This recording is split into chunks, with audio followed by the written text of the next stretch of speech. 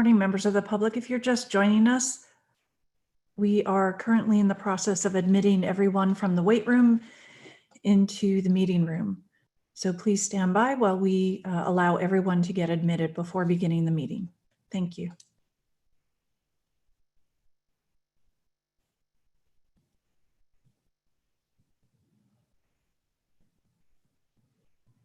Good morning, everyone. If you are just joining us, we are admitting everyone who was in the wait room into the meeting room. We'll be getting started shortly.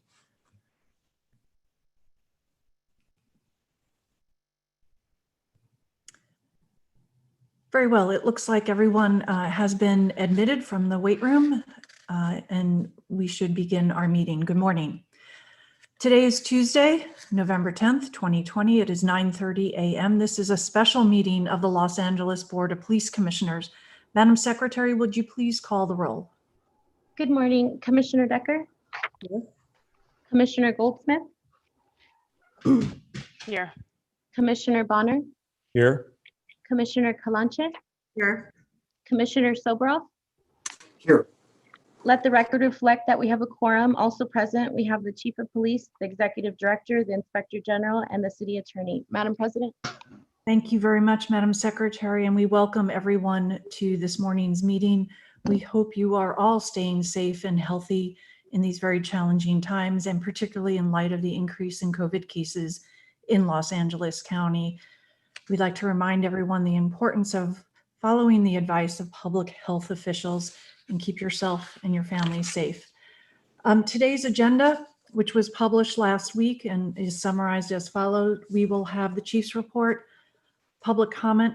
We'll then turn to the regular agenda, which includes a report regarding official police garages, a training fund report, a grant, a donation, destruction of obsolete duplicative records, and we, of course, have closed session matters to attend to. A quick reminder to members of the public who seek to provide written comment on the Inspector General's report on stops. Written public comment is being accepted until today, November 10th, which was a 2-week period for public comment.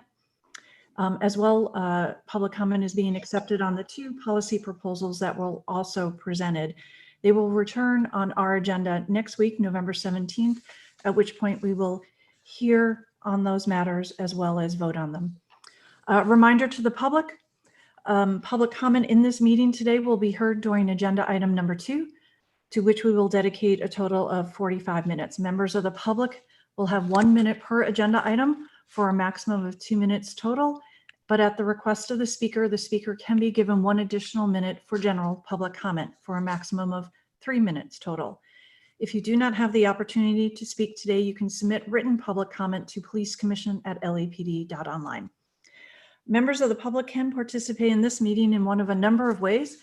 They are all outlined on the agenda, but the public can call in and listen, but not provide public comment by calling into one of the telephone numbers listed on the agenda. The public can also, as I said, submit written public comment to the email address policecommission@lapd.online. If you logged into this Zoom meeting, as many people have this morning, you can raise your virtual hand to be put in queue for public comment, or if you've called in via telephone, you can press *9 if you wish to speak on an agenda item. The first matter on today's agenda is the report of the Chief of Police. Chief, you have the floor, sir. Morning, Chief. Morning, everyone. Morning. Thank you. As I do each week, I'm going to cover 5 different areas on my briefing: the racial equity, COVID-19 updates, significant incidences, crime statistics, and personnel strength. Regarding racial equity, this past week, we continued our work and actually will be submitting to the city. It's our portion of the city's racial equity indicator project. This is a project that looks internally at what are our measures of racial equity amongst our workforce as to diversity, inclusion, equity, and this will be measures of effectiveness and will be blended in as part of our larger diversity, equity, and inclusion plan. Regarding COVID-19, Commissioner Decker has indicated that we are seeing an increase here in Los Angeles County and in the region, as well as with our workforce. We have now tested positive 662 of our personnel. That's an increase over the last 2 weeks of 47 personnel. 93 of those individuals are at home. That's an increase of 3. And return to work have been 589. So the vast majority have returned to work. That's an increase of 589. That's an increase of 34. So while we've seen an increase in the overall number of personnel and a increase in the slope of that, we've been fortunate in that the vast majority of our personnel that have been impacted by this virus and have suffered from it in a manner that's allowed them to come back to work, fully recover, and I'm thankful for that. Our efforts with PPEs, our efforts reminding our people in regards to the requirements to wear masks, hand sanitizers, sufficient cleaning supplies at the area stations is an ongoing engagement. My moving around the city, I've seen a good supply of our materials. We are mindful that with this increase here locally as well as across the region of monitoring our supplies for critical mass to ensure that we don't run short as this pandemic continues to unfold and it's in this most recent resurgence. Regarding significant events, I want to focus on a couple different issues. One being this last week's and this nation's election. We've been preparing for this national week of election and the results for some time, anticipating that in a year in which there was so much divisiveness, so much demonstrations and protests, and at times violence and anger. We wanted to ensure that as we approach this week of November 3rd on a national level, that here locally we would have sufficient staffing, that our police resources would be well prepared, that we would learn from our experiences over this summer as to the preparedness of our personnel, the equipment that they have, and the leadership that they were going to be provided. I'm happy to report that all those planning and those efforts, that investment, I believe paid huge dividends. The efforts of activating the department as its Department Operations Center at its highest level allowed us to have 24 hours a day command control from assistant chief levels all the way down to the rank and file on the field.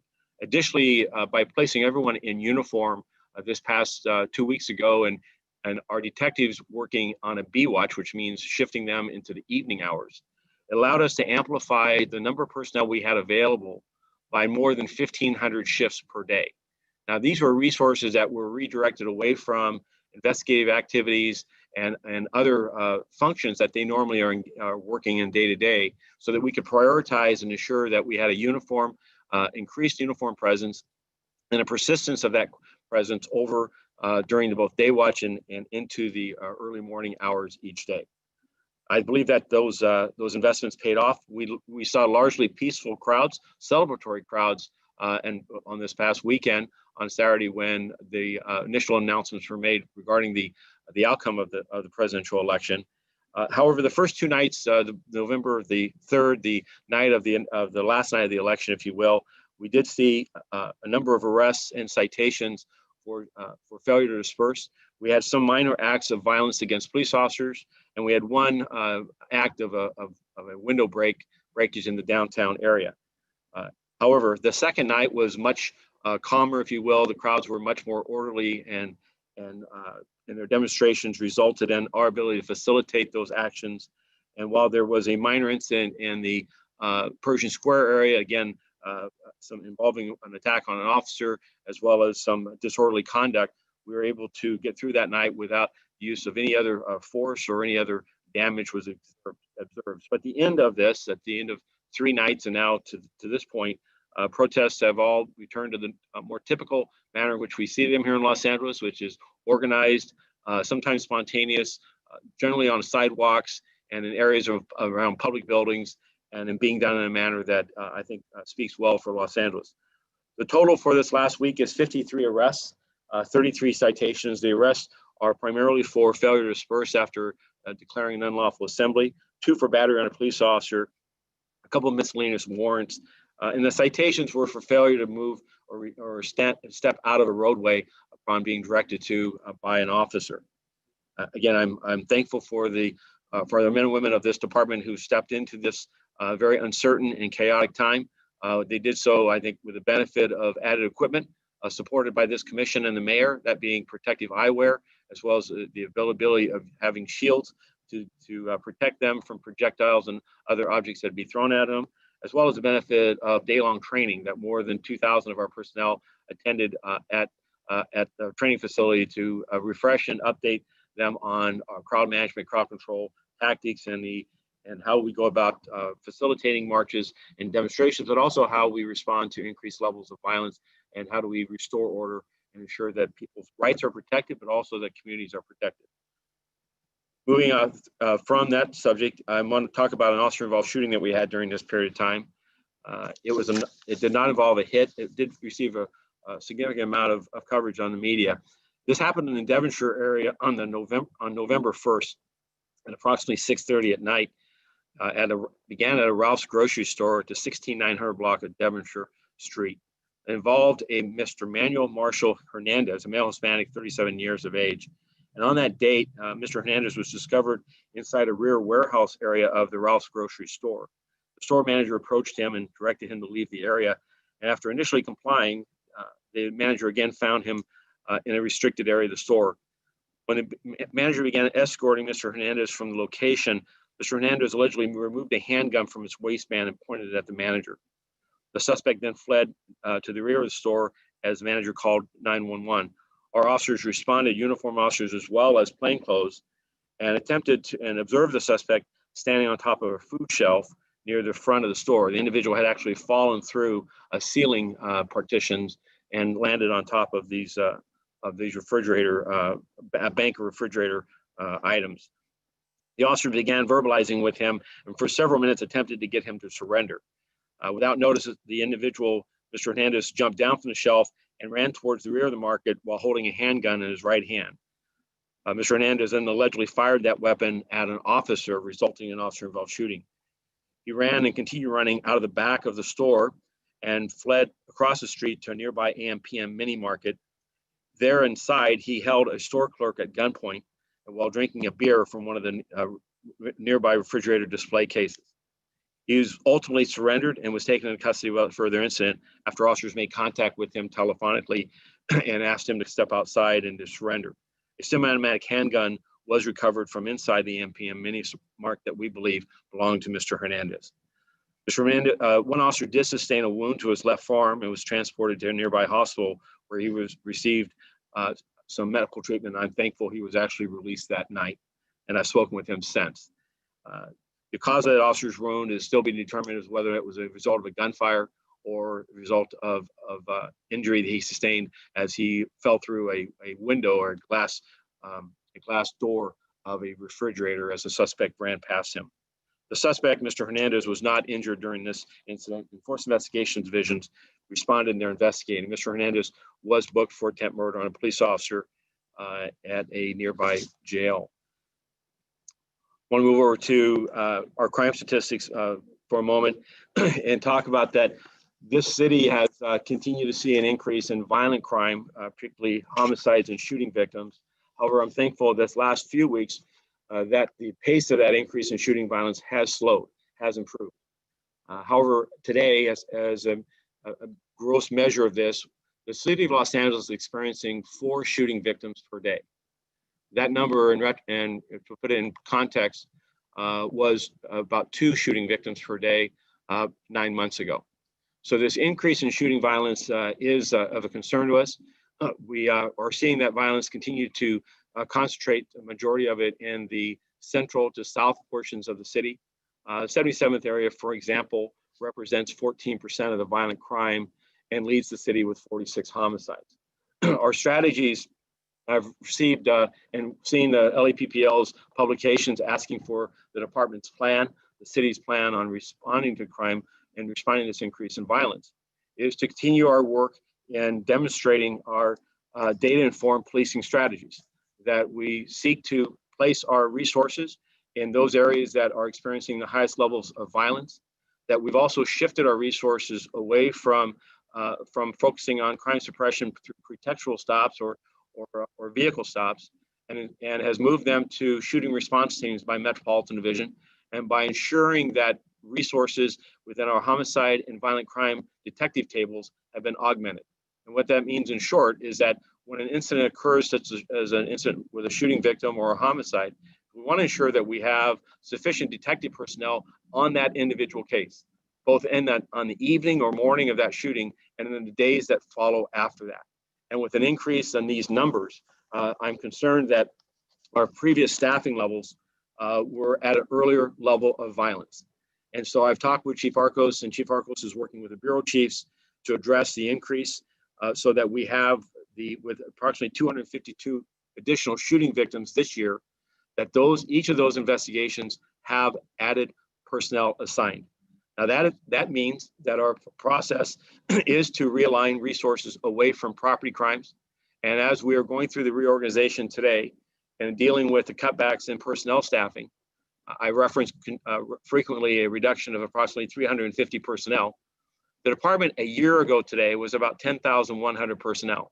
And with the cutbacks that were implemented in June of this year by the council, our staffing number will pull back to 9,751 by March or April of this next year.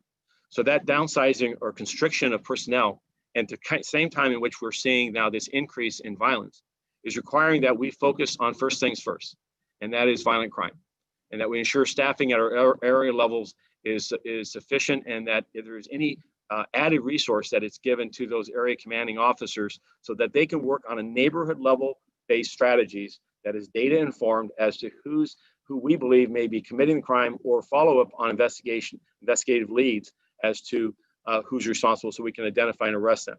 Now, I'm pleased the work that our people do is without peer. They are identifying individuals that are responsible for this underlying gun violence and are bringing them before the criminal justice system. But that is not the end result of our success. Our success is also dependent on a continued community engagement at the neighborhood level, working with us and providing and helping us understand the underlying influences, but also those responsible for the violence. And also working with our community-based organizations, such as the Gang Reduction Youth Development through Ms. Trimbley's shop, to have violence preventers, ambassadors, outreach workers, engagement at the community level to help stem the violence and stem the retaliation and the retribution that's going back and forth. We have too many guns in our society. We have certainly too many guns today in Los Angeles, and the results of that, in concert with, I believe, tensions and stress in our neighborhood levels, is impacting our violence. Now, there's been some discussion about, in the league's LAPPL's assertion that the downsizing of this department is driving that violence, and I have to argue or debate that with them, and I will. We have seen increases that we're seeing here across the country, and we believe much of it is part of the turmoil and the uncertainty and the stress involved as an attribute of this pandemic. However, the cutback in our personnel couldn't come at a worse time in regards to the increase in this violence. So while there may not be a relationship or direct correlation when you look at the increase in violent crimes in other major cities across the country that have not seen a pullback in staffing that we're currently experiencing, I don't discount the fact that this is a department that has been staffed at a level of that has strove to meet the needs of public safety. And our plan today, and our commitment, and my commitment as chief, is to reorganize and to take the resources that we do have, and rather than lament what we should or could, is deal with what we have and work with it effectively with men and women who I know are committed to the public safety of the city, and also work with each of our communities towards the pursuit of that public safety. And that includes identifying those responsible for this violence and bring them before the criminal justice system. Lastly, there's a matter of personnel strength and there's, I'm sorry, let me also talk about our officer-involved shooting numbers as I do each week. In regards to officer-involved shootings, with this last officer-involved shooting that did not involve a hit, we have now a total of 26 officer-involved shootings for the year.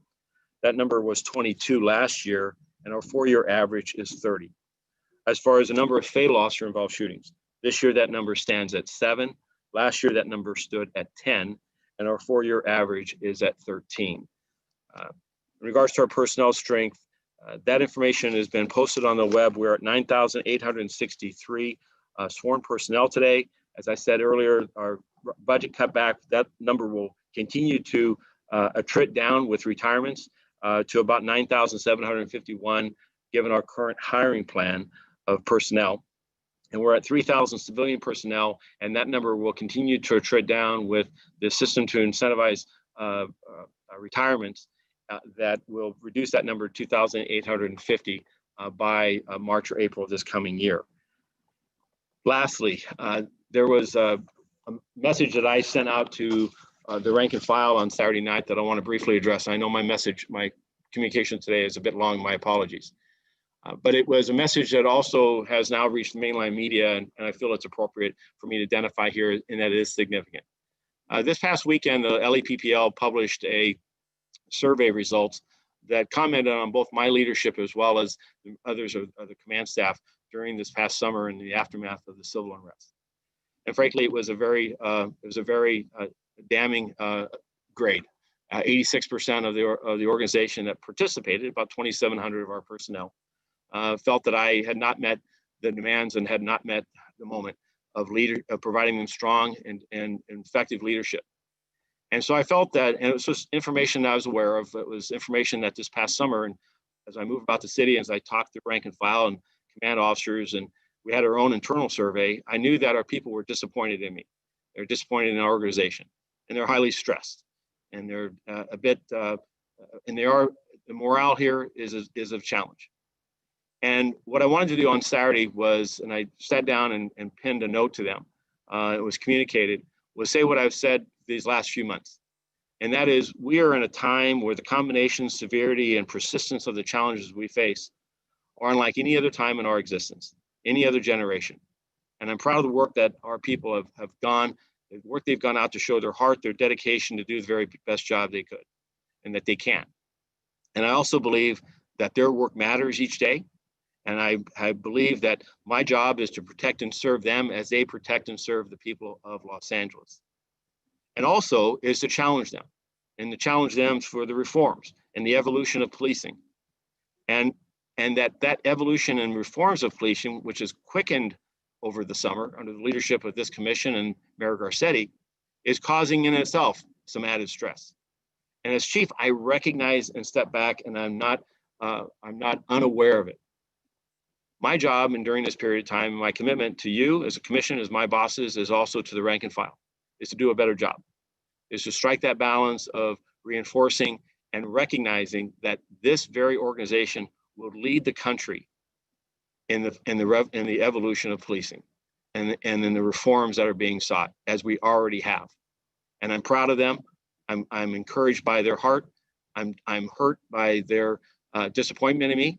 But it also, I'm a believer that you own it, you step forward, and we move into the future. And so to the critics, both inside and out the organization, my word is that I will do my best. I will not linger on this, but I will focus each day to go out and do the very best job as chief of police, as this city enjoys a police department that each day gets up to do its very best job for the safety of Los Angeles. That concludes my remarks, and I'm happy to take any comments or questions. Thank you, Chief, for that report. I see Commissioner Soboroff has already raised his hand, so why don't, sir, if you want to proceed, and Madam Secretary, can you help him unmute his microphone, perhaps? There we go. Mr. Soboroff, go ahead. There we go. Chief, thanks for your report and your acknowledgements. And I want to talk about things that we all share and solutions instead of problems and frustrations. Sort of in the spirit of post-election, where the air seems to be more like, what do we have in common, and what are our common goals? And there's a point that's been on my mind, and I've done a little research on it, and I think it's good news, and it's frustrating news. It's good news that there are solutions. It's frustrating news that the money isn't getting to the solutions. And it's frustrating that the officers are being asked to act in a manner that the solutions have already been taken care of. The baton has already been passed, when in fact it's been dropped. There are dozens of established service providers in Greater Los Angeles, many who have been here for decades. mostly 501c3s, that are able to help people experiencing homelessness, to respond to those having a mental crisis, and to those with serious drug crises, if they were to get the money to expand their services. But budget reductions have already forced adjustments in the number of LAPD officers, which, Chief, I agree with you and I agree with the League, which I do believe is one factor in rising crime numbers, including homicides, in, as you say, in many, almost every council district, and making every single man and woman who works for the LAPD job harder. So, everybody's talking about scorecards, and there are a number of scorecards being kept up to the minute these days. Personally, I've checked in with many service LA area providers who deal with these issues, who are seeing decreases in funding, not benefiting, or increases in funding based on the amount of money being pulled back from this department. I'd like to see a list of specific programs that will receive these funds.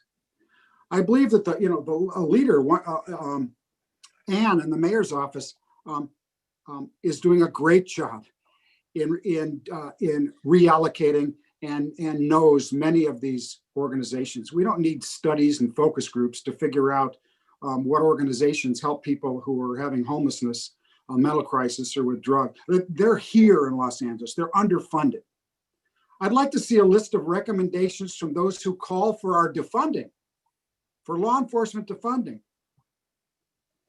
Where do they think specifically the money and philanthropy should go? Solutions. And I'd like to see that list go to the privileged, the 1%ers, and the philanthropic community. And I want them to respond by increasing the funding. The baton of being a responder and helper to those in need needs to be passed, but it's been dropped. In this period of limbo, it's having immediate consequences to those needing services. It's having immediate consequences to the morale, like you said, Chief, of the men and women of this department. And it's having immediate consequences to the safety of all Angelenos. Defunding before solutions is not a solution. And we need to know where the money needs to go exactly.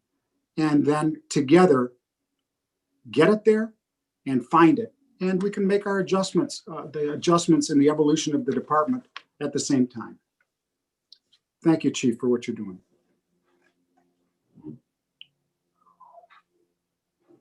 Thank you, Commissioner. Other commissioners wish to ask the chief questions?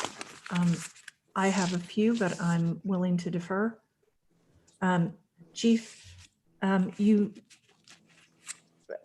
with respect to your report, you highlighted the uptick in crime, which obviously everyone is deeply concerned about. Specifically, you talked about shootings that were at about sadly 4 shooting victims a day, where previously it was 2. And you talked about other aspects of violent crime, but you referenced other cities as well experiencing this problem. Can you put this more in context for us? How is LA faring compared to the rest of the country? And with respect to your conversations to other police chiefs, the underlying causes of this, what seems to be a national uptick in violent crime? Yes, let me look up the report real quick, but I will say that New York City, Chicago, Philadelphia, Houston, these are all cities that are seeing regular double-digit increases in homicides and in shooting violence. A number of them at a 50% or higher, 100% increase. These are troubling numbers, and when you look at the underlying influences, it's much of what we're seeing here in Los Angeles, which is street violence.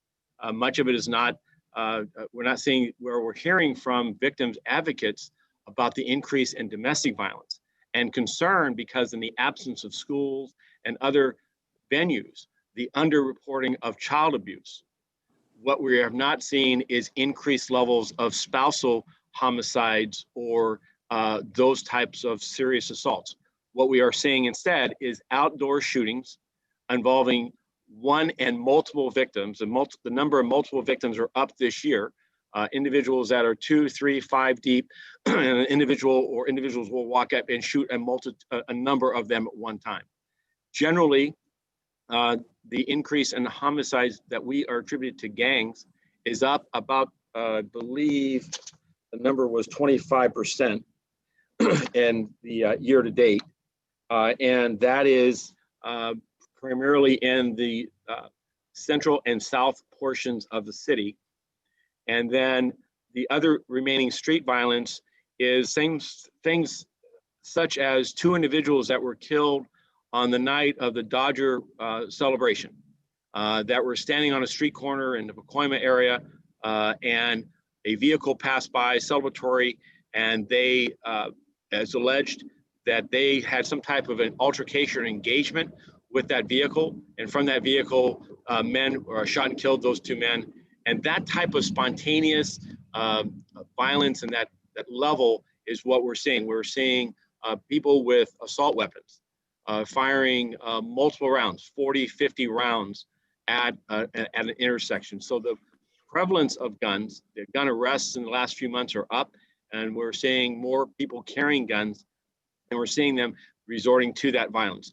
Now, in talking with gang reduction youth development interventionists, they see that they attribute that there's a certain sense of hopelessness, a certain frustration, a certain sense of heightened tension, and people being willing to resort to violence on one another that that they attribute to just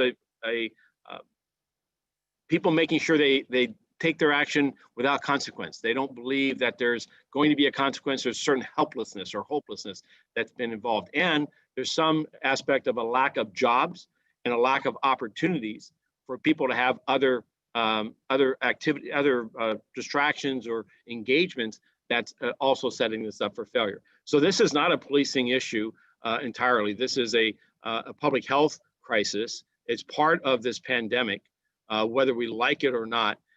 We have to face it as a community, and from a policing standpoint, it means we are prioritizing our resources on the violence. We want to make sure that we investigate those crimes fully and thoroughly, that we are doing everything we can to identify the people responsible for it. But as we have seen our success in these past 2 decades, it is codependent on us working effectively with our other partners in this public health crisis, and also in our communities, and our communities stepping into the conversation. We have seen in our aftermath, we had a press conference about a month and a half ago in front of Southeast Station, where we called for the community, faith leaders and other community-based organizations called for communities to step into this conversation. And from that outreach, we saw a number of community members call in and provide anonymous tips and information to help us understand where people were gathering weapons, where people were plotting and preparing for assaults, and we were able to interrupt and save lives because of that engagement. So it is our Community Safety Partnership Bureau, our senior leads, our area captains are totally invested and remain invested in reaching out and engaging and ensuring that we hear that we hear and feel the increase in violence, and that we're a partner in trying to stem it, and also get resources to quell this sense of uncertainty and this sense of hopelessness. Our CSP sites are doing grab and goes, and I often ask about that. How helpful is that really to a community, in the sense that they stop by and they pick up some relatively simple food supplies? And the feedback I get continually is how much a profound difference it makes for those lives. That the level of unemployment, the level of destitute, the people who have lost their jobs, they have lost nearly everything in their life, that they are scraping by simply to make the basic staples of food. And that is a time in which we are I'm thankful that with partnerships that we're able to step into that and be a supporter, to be somebody that's helping those communities go through this ordeal. And I'll close by just saying that we cannot give up on this city, and we cannot give up on this circumstance. And as I work with other city chiefs and other major cities, we're listening to understand what strategies they have, what ideas they have to try to help in the scenario. But at the end of the day, this is a shared responsibility. This table that I'm sitting at, that we sit at in public safety here today, the department is in one of the drivers of that. That's not meant to be helpless. That's also meant to ensure that we don't take strategies, engage in actions that we think the ends will justify the means. And that's why you're not seeing us with, while we'll work with our federal partners and are working with them now on organized criminal street gangs that are engaged in violence.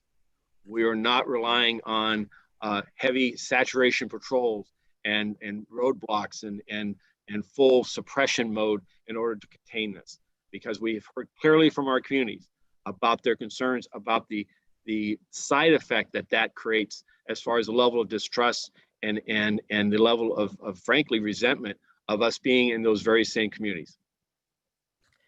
Thank you, Chief. Thank you for that thorough response. Before I open it up to the other commissioners, I wonder if you could talk a little more. You talked very passionately about the community partnerships and everything that it is doing. And one of those, the programs that has LA has always considered to be very successful is the GRID program, and working with community-based organizations and the intervention workers. And you talked about the information you were able to get from some of those workers about the sense of hopelessness, the tension, and to some degree, the despair that many are feeling. When we last, in one of your prior presentations, you did talk about how GRID had their budget cut as well, amongst other city entities. But also more recently, you talked about them getting emergency funds to reinforce individuals on the street. Could you talk a little bit about that and what is going on there? And has that surge of resources been effective? Should we be asking for more there? I mean, if you could give us a little more context on the GRID aspect. So I meet with the mayor each week as a Commissioner President you do, and this has been a topic with the mayor now for about the last 6 weeks, 7 weeks, and that he has directed Ms. Tremblay, and she was as the head of the GRID office in the mayor's office, to find additional funding. They're robbing Peter to pay Paul. I'll say they're moving resources that are meant for later in the fiscal year, and they're moving those up to today, in excess of $350,000 to invest in community outreach and engagement through our GRID providers in the communities most impacted by violent crime. It is involving the hiring and staffing of additional ambassadors and community impact workers that are being supported and mentored, if you will, by the established workforce. The number of hours in the community are increasing. It does take a bit of time to get contracts signed and to get those additional resources in play, but it has been a quick ramp up, and I believe today we have those additional resources, a portion of them in our communities, and the commitment is, in talking with the mayor, he recognizes that the prevention of this is the key, that this is not, we're not going to solve our way out of this, we're not going to arrest our way out of this. We need to help those communities that are feeling the impact of this uncertainty, of this tension, of this ease of going to and resorting to violence. How do we bring those tensions down, and how do we restore more sense of control and responsibility, and so that gang members and those that are in these street groups understand there's a true consequence to their actions, but also there's a certain futility and needlessness and a loss of innocent life and others that needs to be impacted, needs to be interrupted. And that's best done not by a cop and with a badge and a gun, but done by people who are informed and have life experiences from those very communities that they're engaging in. That's what we're in the work of doing now, and we need faith leaders and others. Pastor Shep, I met with him last week, along with South Park. I want to thank Commissioner Bonner for coming out and spending an afternoon at some of our CSP sites and hearing from the communities themselves as to what's needed and what the engagement looks like as we build communities and help support communities as they build themselves. Thank you, Chief. And if I'm understanding you correctly, the surge of resources has taken place, but and individuals are now, more ambassadors have been placed on the street and more engagement, but we haven't yet seen the results of that surge. Is that correct?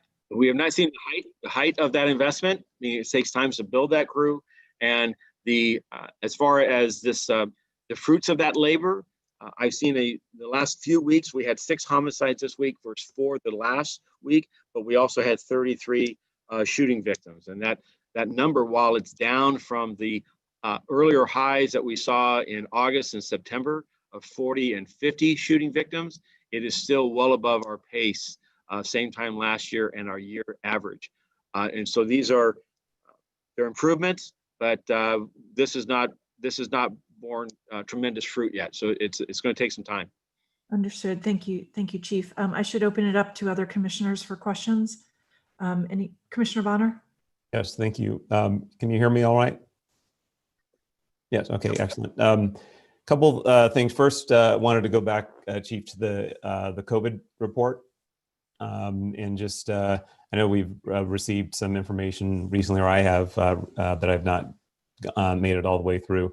I wanted to note that that I have seen in the last week or 10 days or so a number of images also on social media of various events and gatherings at or involving the department and department personnel. And in some cases, they're, situations that cause us the most concern of people in close proximity without masks on and so on and so forth. So I just want to say that, as we continue to see the numbers going up and as I evaluate the information that's been provided relative to the department strategies, that's going to be helpful to continue to send that message of vigilance, if you will, because they all strike, as images innocent enough. People, at work, sending messages to the community and others doing, about things that are going on. But it is, I think, just that important time to send that reminder. So I just mentioned that. The second point of information, I don't know if you know this, this is on the staffing levels. I don't know if you know this offhand or something you could share. You report typically on the numbers, the raw numbers of sworn personnel.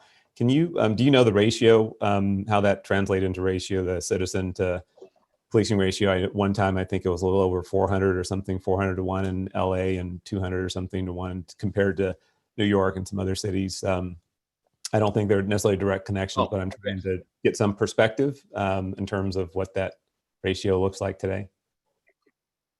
So I'll give you a couple more metrics and we can follow up. So 662 positive COVID, 517 of those are sworn personnel and 145 are civilian. Now, this is a city of 4 million and a workforce of just under 13,000.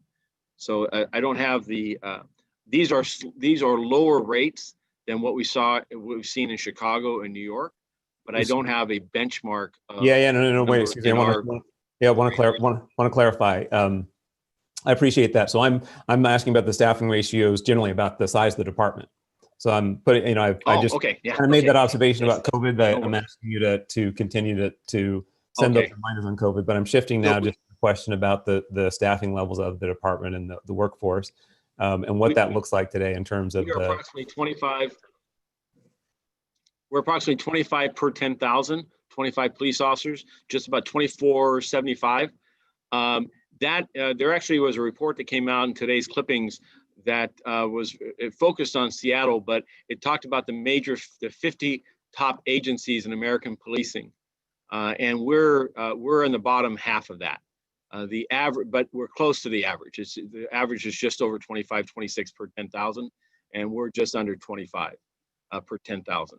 So this is now we're larger than say a Seattle or Las Vegas, but much smaller than Chicago, Houston, and New York City. And the article also, it's a good read. The article speaks about the West Coast policing and how traditionally we have had smaller numbers and than some of our East Coast counterparts. It goes to the reliance in those larger agencies of how many more police people they put on the street. Actually, it's a desire that we have, is to have smaller neighborhoods that have officers that are stable, that are in those neighborhoods consistently, and can build those relationships. The challenge with us here is that that's always something that what Community Safety Partnership Bureau really speaks to, is getting that permanency in those small neighborhood-based encounters. And the smaller agencies such as ourselves and others, that's the Achilles heel, is that when you don't have that staffing, you end up having to prioritize away from those engagements. Our commitment with our current reorganization is not to have that happen. We've got to bring resources from our specialized posts, the downsizing of our specialized investigative tools, and bring them out so that our geographic areas have the best hopes of having that community engagement and that problem-solving engagement at a neighborhood level. So thank you. And if you, I'll get you a copy of that report. Yeah, I appreciate that. Again, on that one, I'm just getting my mind around some perspective on the staffing levels. Relative to, you did mention, and I do appreciate the opportunity last week, I guess it was, we spent a good portion of the day in South Los Angeles in some of the neighborhoods that are, experiencing some of the highest levels of gun violence and the like.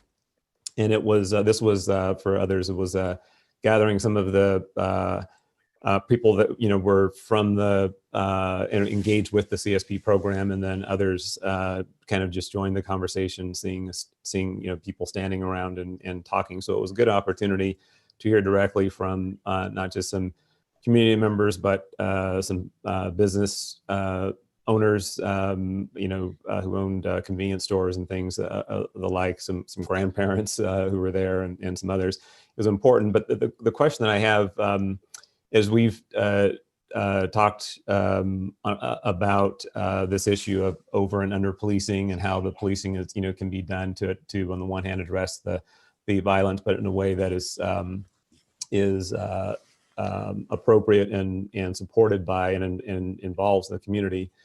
There was the discussion of the continued work on these. I forget the technical term of the community-based strategy, but I think it's going to be part of the safety strategy and innovation center, I believe is what it is.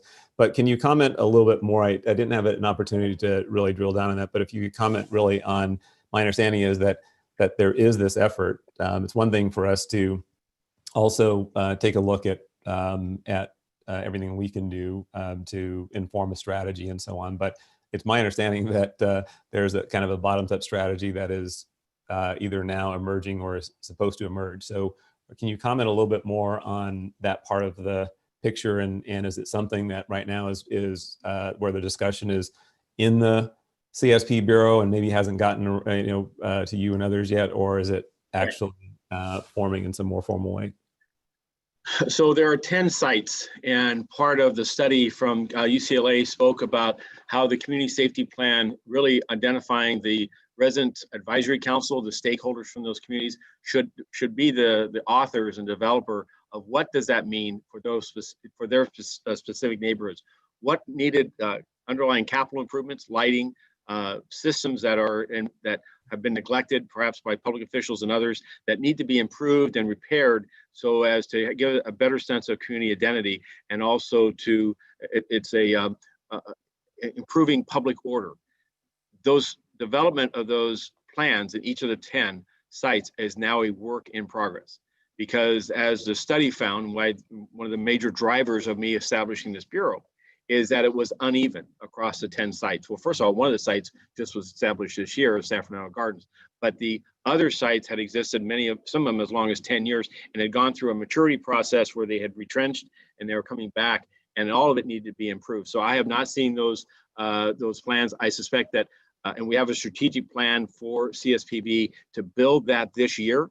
And it really is not us authoring. It is really working with communities to identify what are their underlying issues and how do they choose and prioritize that what safety looks like in their community and what an effective partnership with us and all of city government entails. So I think there's more work there, and this is something that I'm encouraged, because as the community takes ownership with this, that's where the real fuel of this engagement occurs. Well, that's that last point really that I'm thinking the most about, in part because if you've heard me comment that relative to CSP, have somewhat been concerned about it being too site centric, if you will. Now, one of the benefits of being on the ground and seeing this is really, I did not get the impression that there is a rigidly defined area in which, whether it's a building or a park or an area that is, in which all of this activity occurs. To the contrary, what I saw and got the impression was that around those sites and the areas that may not be part of the site, but that are around the site, actually does involve a fair amount of interaction with others who live in the community, who may or may not be have children of younger children or what have you, and that's the part of it that I see as having real promise to provide some assurance that if there is really shared ownership in the approach and the strategy in the approach, I think we need to have more shared ownership of a lot of what's being talked about and done. But that's the part of it that I'm really interested in, is to understand whether it's going to be some period down the road, or whether some of that activity and that input from the community is having value today and can have greater value today. So it absolutely is. It absolutely is getting value today. I'm sorry, Commissioner. I'll just make this point. It absolutely has value today. What the study found and what I believe is I don't have enough measures of it, and it's not. I want to see it more structured so that we can see progress over 6 months, a year, 2 years, 3 years. And that's where I think the writing down of the plan, but without question, we're seeing attributes from CSP sites where we see an instance of violence, or we see something destabilizing in a community, and that community is stepping forward and working with itself as well as with us to help improve that situation. So there's groundwork being done right now. But what the study identified is that it was uneven, it's not always easily defined, and it's more in people's heads and concepts than in writing. Thank you. Before I wanted to, I'm sorry. I wanted to defer for a minute to Commissioner Kalanche before I just make my final point. But Commissioner Kalanche wanted. Just really quick to answer the CSP, and I'll make it really short. I did have a chance to check in with Chief Tangarides because I have the same concern. And I assure you that they are working on a strategic plan that involves creating a strategy for each site. I'm sure they'll reach out to you to share it. But I had a chance to have a quick preview and some feedback, and gave them some feedback about how to build community capacity, not just how to integrate law enforcement, but how to really build community capacity to address a lot of the concerns that are happening in the community. So I just wanted to jump in to assure you that that work is happening, and I think it's going to roll out sooner than later.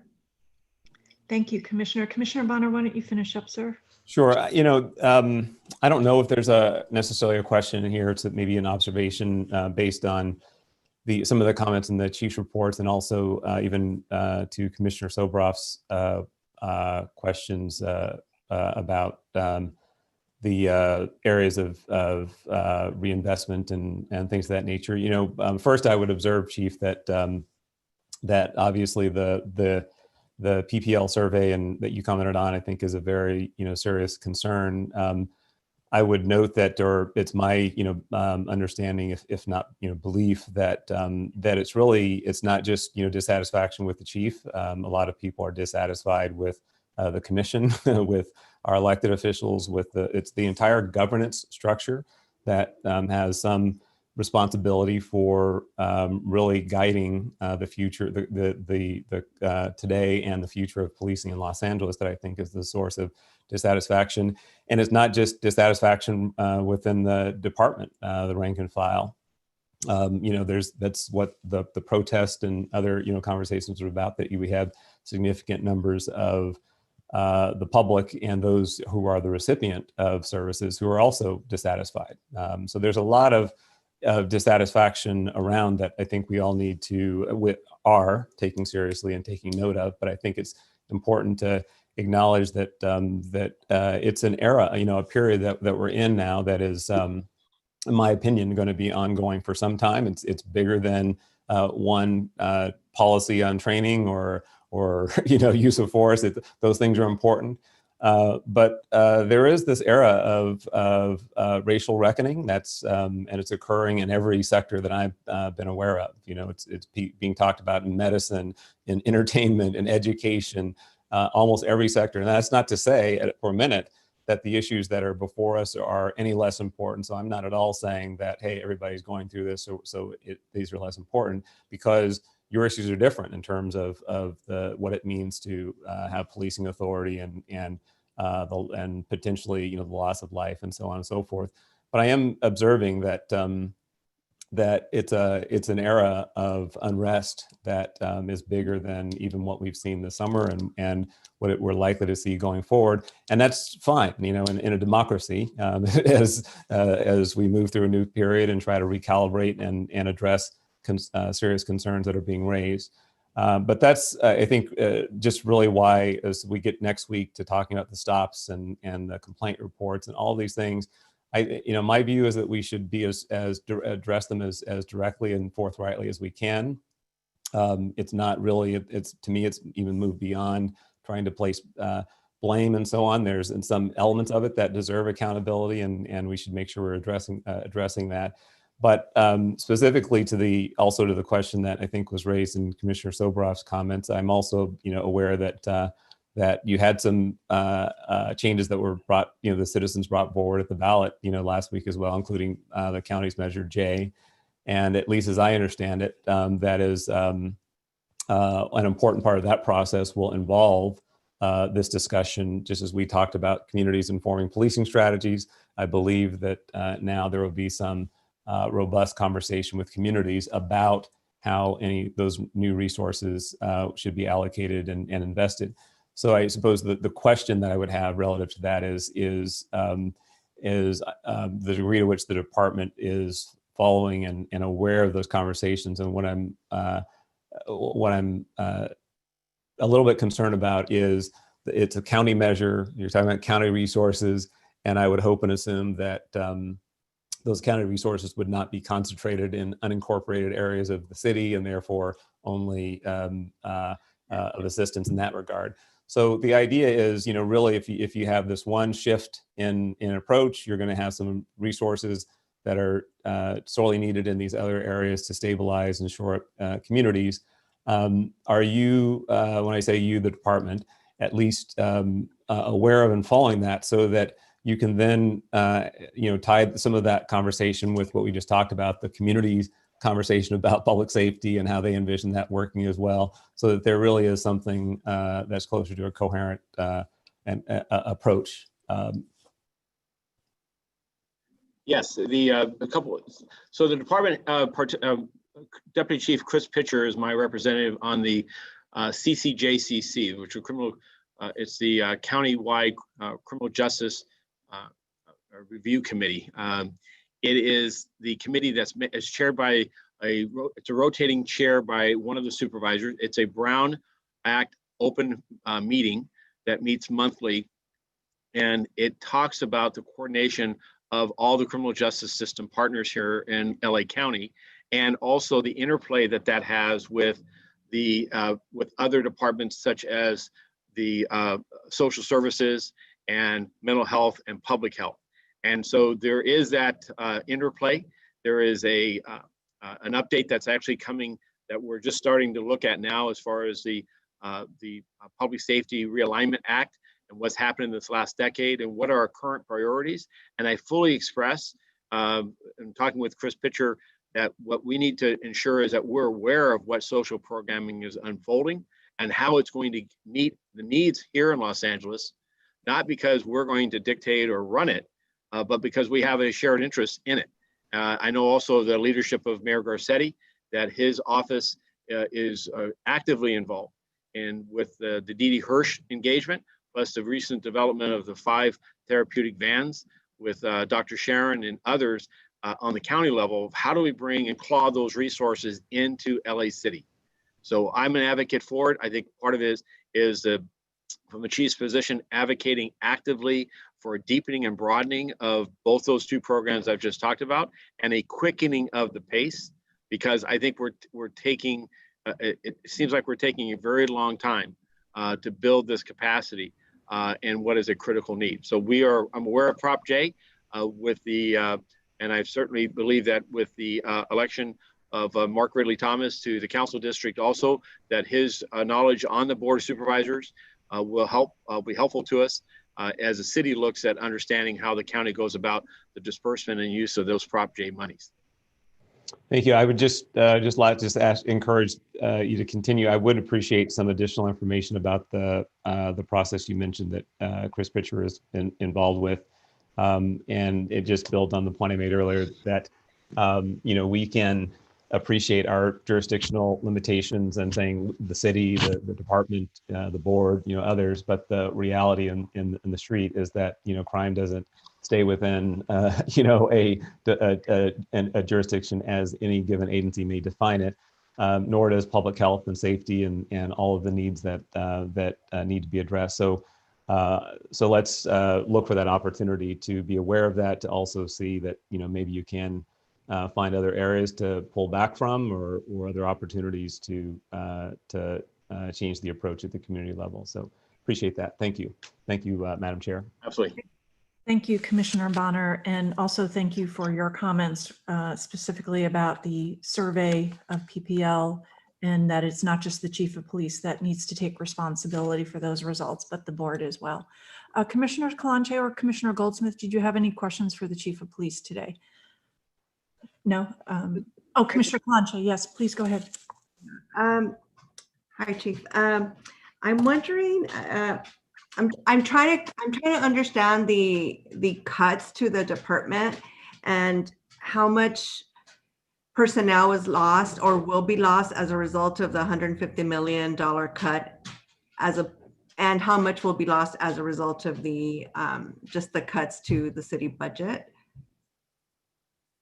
I mean, you talk about. Well, they're interchanged. The fiscal year that we're in right now began July of this year and runs for 12 months. That budget was approved by the city council in June, and our staffing for the fiscal year right before, for fiscal 19 and 20, we started the year at 10,100 sworn personnel and approximately 3,000 civilians.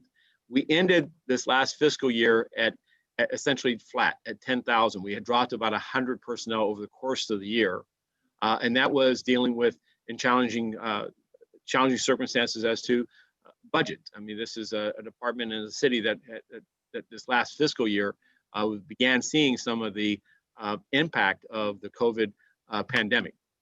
The mayor announced a budget in April, in May, that was going to hold the department staffing at 10,000 and was going to see a reduction in civilian workforce of about 140 personnel to about 2,850, and was going to impart furloughs on the civilian workforce. Additionally, there was provisions for expected emergency expenses such as overtime and so forth. That there was a curtailment in our vehicle fleet and other capital expenditures, and that was a trimming, if you will, a cutback to the organization. At the same time, we were, in fairness to the critics, seeing labor agreements that were increasing our overall salary rate. So while it was a smaller workforce, it was also a more expensive one. And so that went to the council, and the council then embarked on a cutback that was fueled by many people described it as a defund the police, downsizing and if we will, pulling funding from the department that would be reallocated and earmarked for alternate services, reimagining public safety by these alternate services. That constituted $151 million. The 100 of that was approximately 100 was overtime that was previously compensated in cash. There would not be funding for that. So any overtime that we encountered was primarily going to be compensatory time. And I was asked to reduce the use of that overtime dramatically so as to not just book that money. I will tell you that we have reduced the overtime rate by 50% since this budget was enacted. Primarily, components are playing a part in it is that there is very little court time, which is about a third of it. But the other 2/3 are a restriction, and we're not working where previously a year ago or others we would be conducting additional investigations and follow-ups that we're not doing today. We're curtailing our work to meet this moment. Approximately 50 million of it was monies that was set aside to forestall the furloughs, the issue of civilian furloughs as a civilian workforce as a department. So that budget was passed and enacted, and direction given to me that in addition to those cutbacks was to find an additional $7 million in deferred promotions and upgrades for sworn staff and $6 million in deferred upgrades and promotions for civilian staff. So an additional $13 million cut. Just recently, this last week, the scorecard on that is that we have met those marks. We have met both the reduction in promotions and upgrades as required, as well as the civilian staffing. And also, we are now beginning to experience the reduction by the system to incentivize retirements it's called SIP, S-I-P, of about 240 personnel. So what you're seeing is a number of fronts of constricting the workforce. And my charge in those last few months, as I said back in July, was that we've got to look top to bottom to see how we orient this organization to meet the needs for public safety in the face of a smaller workforce. That's my commitment. We are now working with the league, our representatives, as to what that means as far as the downsizing or elimination of certain specialized functions so that we can focus those resources in our 21 areas. We're also realigning responsibilities that functions that we'll no longer do. For instance, we're now going to be shifting by the end of the year traffic collisions that don't involve criminal investigations into online reporting. Our desk operations will be restricted once COVID is over to just Monday through Friday business hours.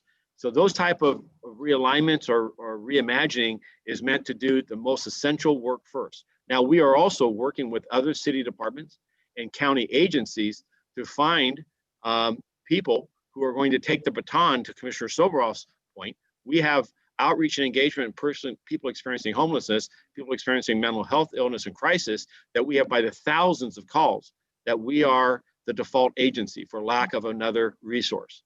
And right now, currently, we need to deepen and bolster those resources so we can hand that baton off to them. The stress the organization is going through right now is partly just all of I've just described in the context of also an ongoing pandemic, health crisis, economic uncertainty, and then of course, it's been a very active conversation about the role of policing in society and when it has gotten it right and when it's gotten it wrong. Right, but every city department is going through the same stress, right? I mean, having to cut their budgets given the economic recession that the city's going through. I would assume, right, that everybody's having to cut. Every city department, this is a city budget that's under a great deal of stress. It has only worsened since the city adopted the current fiscal year budget current fiscal year budget adopted in July was balanced. We now have a projected as much as a $600 million deficit. So there's a lot of stress on the city's workforce. However, in fairness to our personnel, I believe that we have shouldered the initial part greatly, significantly, and also in a context of the challenging of the role of policing in America and society, the role of LAPD, our past transgressions and our successes. So there's a lot on their plate. right? Chief, can I add one thing to the discussion you guys are having right now? An observation, and I think it's very true. The issues of homelessness, people experiencing homelessness, having a drug crisis, mental health crisis, crime, is a 24/7 issue. This department is a 24/7 department. Many service providers are not. Many of them are I don't want to say 9 to 5, but you know, a lot of the problems and a lot of the crime occurs from 5 p.m. to 9 a.m. What's your comment on that? Because I think it makes it harder to fill in, harder to pass the baton when the baton's being passed certain hours during certain days. It is to encourage social service providers to step into that space. I know that again, I'm encouraged by the therapeutic vans that they're hiring outreach and engagement workers are going to work 24 hours a day. I think we need to talk it up. I think we need to talk positively rather than the doom and gloom. And we got to find a way to move forward. We cannot get stuck in an air of despair. We have to. That's not the success of the city. We can't be naive, but we also just can't continue to find fault and reason of why something is challenged. Good, thanks. Commissioner Kalanche, please Yes. proceed. I guess what I'm trying to understand, and especially in my role as a police commissioner, is obviously right now policing is tough. I mean, there's folks in the community that want law enforcement to respond to the uptick in crime. But then there's also this need to reimagine or rethink how we police our community. So it's a tough time. So I understand morale. I understand there's morale issues in the community as well, right? There's there's a lot of people without jobs, right? So how do we come together to understand kind of where we're at this point, right? But I think that there's a real opportunity to use this time and this stress to think about how we can be more creative in how we police and how to support police, but also how to ensure that we're providing the best service to the community and maybe changing the way that we do some of our work in these communities, which I know that we're all committed to. But I think that when we talk about morale, while I appreciate the work that police officers do, I think that there's morale issues in the community where people are not employed. So I think we need to take it all in context and support our police officers, but also think about everything that's happening and think about the job in this context of that everybody's going through a really difficult time. And how do we best move forward to ensure that police officers have a great place to work, but that we also have a city where people have jobs and have access to food, and kids can, eventually go back to school, right? So I just kind of want to think about like everything in context, and really use this time to think creatively and be passionate about how we serve our communities. So anyways, I just, I've been kind of contemplating all of this, but I also feel that as a department, there's a lot of support for the department as well. So I don't want to lose that either. That was it. Okay. Thank you, Commissioner. Very well. Commissioner Goldsmith, anything today? We'll move on then to the public comment period. Madam Secretary, could you please begin public comment? Okay, our first speaker is Adam Smith, followed by Maddie Bloom. Give me 1 second.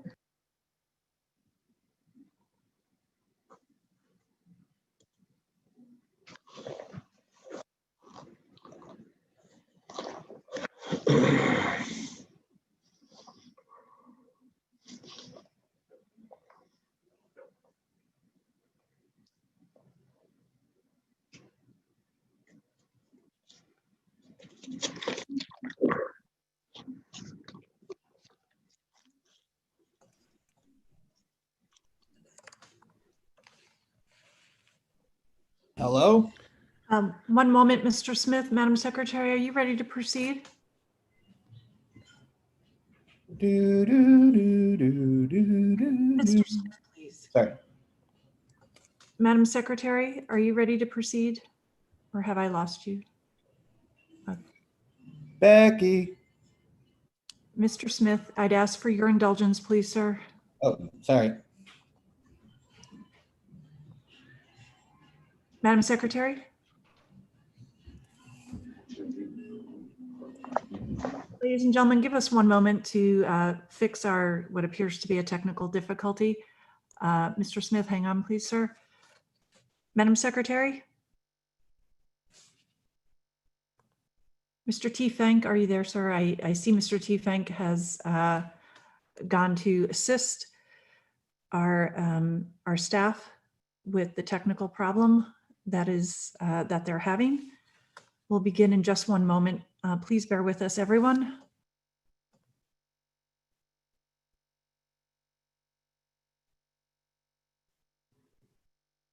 If someone in the commission room could let me know if we're having a serious technical problem, a minor one, or when we'll be able to begin, I'd very much appreciate it.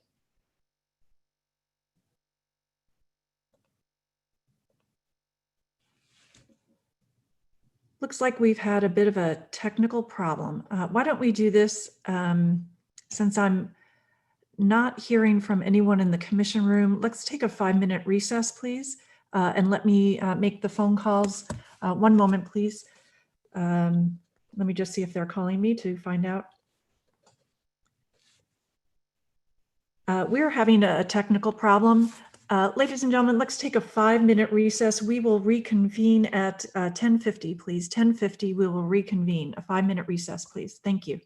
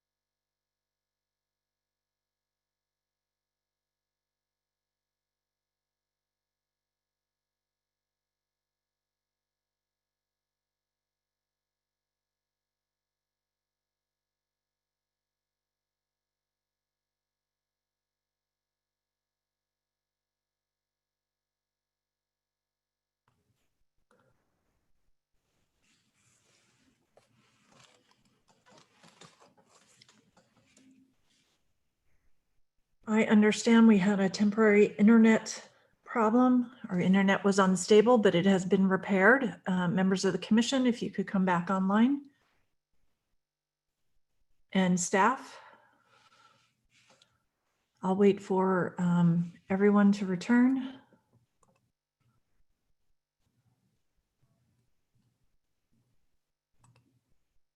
Chief of Police, please return. And I'm waiting for there's Commissioner Bonner.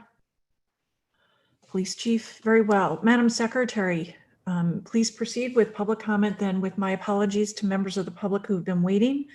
But thank you for your patience. Madam Secretary, please begin. Okay, our first speaker is Adam Smith, followed by Maddie Bloom.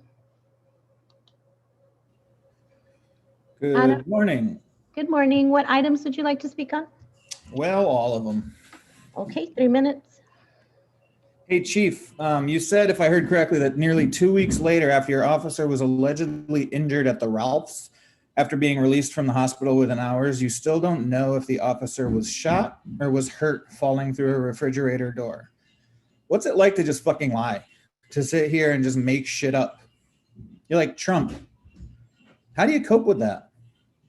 Is being an incredibly dishonest person a stated requirement of the upward stumbling of corruption held by LAPD leadership coming out of the Rampart Division? Hey, Steve, nice written response to the Chief's report. If you actually ever invested in listening to the community instead of just thinking that your brain nesting up there behind a gate in the hills of the Palisades or at the Jonathan Club with an anti-black cocktail in your hand has all of the answers, you would actually know real solutions that the community has proposed. And it's not about shifting more power to 501c3s. It's about meeting people's basic needs.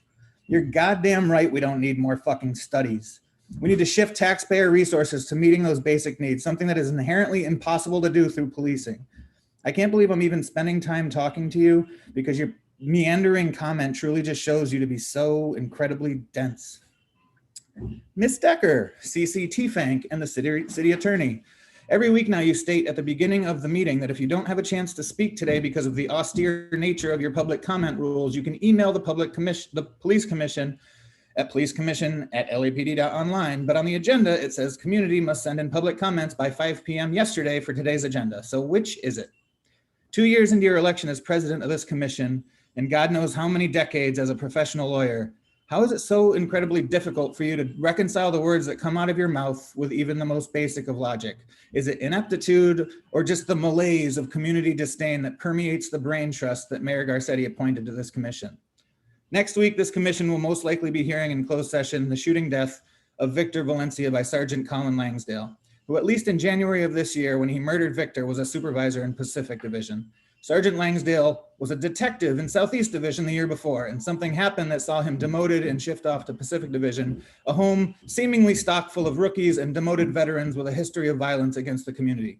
What are you gonna do, Dale Bonner? What are you gonna do, Shane Goldsmith? Did Victor Valencia deserve to be shot and killed by Langsdale? Did he deserve to bleed out handcuffed and unarmed while the LAPD blocked the paramedics from responding, then insisting that he stay handcuffed with his hands behind his back while paramedics futilely attempted to revive him? Have you even told his fucking family that he's on the agenda next week? What is inept?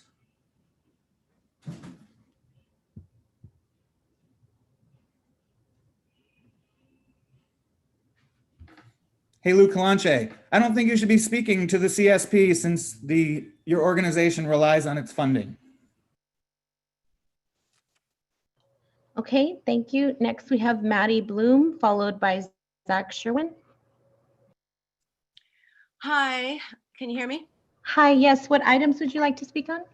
First of all, my name is Stacy Dawson Stearns. I use a different name every week because I know you block callers. I'm talking on the Chief's report and also general public comment. Chief's report, your officers have COVID because they don't comply with mask regulations. When law enforcement can't model compliance with the simplest of mandates that exist to protect public safety and are willing to put each other at risk, how are we supposed to believe that you're here to protect and serve in any situation? I can't feel sorry for you or them. It's fucking ridiculous. You're lying through your teeth to the public about budget cuts. And the public is believing it because not everyone in the public has so much time to dedicate to figuring out your bullshit lies. Shame on you. you. Shame on the commissioners and on Mark Smith and on Tefenk for standing by while more perpetuates falsehoods. When you don't receive an additional $150 million that you were hoping to get added to next year's budget, that's not a cut. That's not downsizing. That's simply not getting more. Your department is currently consuming over 50% of the city budget, and you are manufacturing a climate of fear to justify your continued existence, and you're full of shit. Your overtime practices are appalling, and you are continually getting funds funneled into your budget from the city council almost every week. So crying poor is a goddamn lie. You want to decrease violence? Gun control works. As long as the police commission continues their willful ignorance about the culture of law enforcement and its ties to the NRA and the white supremacist organizations, you're totally failing in your role of oversight, but we already knew that already.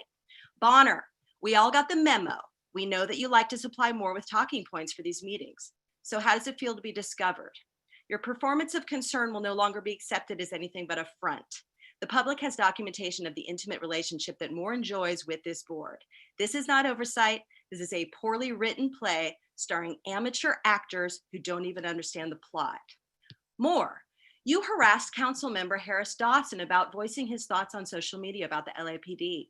And you used our money to put out memos to your staff all about it and how you all expect city council members to stay in line. So if you control city council, then that's really funny because this board is constantly claiming that city council has the power over the LAPD. So you have a very forked tongue, my little friend. It's all Christian soldier on the outside and total schoolyard bully on the inside. We see you. Resign. Don't go to sleep sober off. I know you hate the sound of my voice, but I hate having to look at your fucking face every meeting. I yield my time, fuck you, except for, you know what, defund the police. Okay, thank you. Next, we have Zach Sherwin, followed by Heather C. Zach, you're on. What items would you like to speak on? Chief's report, 3E, public comment. Okay, 3 minutes. It is actively hostile to let a meeting go for an hour and 45 minutes before you give the public a chance to speak for the first time, and that's not even counting that unbelievable tech meltdown. The fact that it took that long is a function of the way you've restructured public comment, Commissioner Decker, and all of you, and it shouldn't be happening.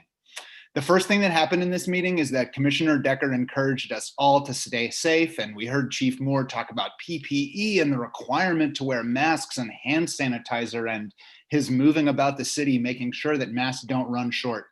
So the day after the election, the LA Times published a bunch of photos under the headline, LAPD arrests dozens after declaring gathering near Staples Center unlawful. In literally every photo, I checked this morning, in which LAPD officers are visible, at least one of them isn't wearing a mask. Often it's multiple officers.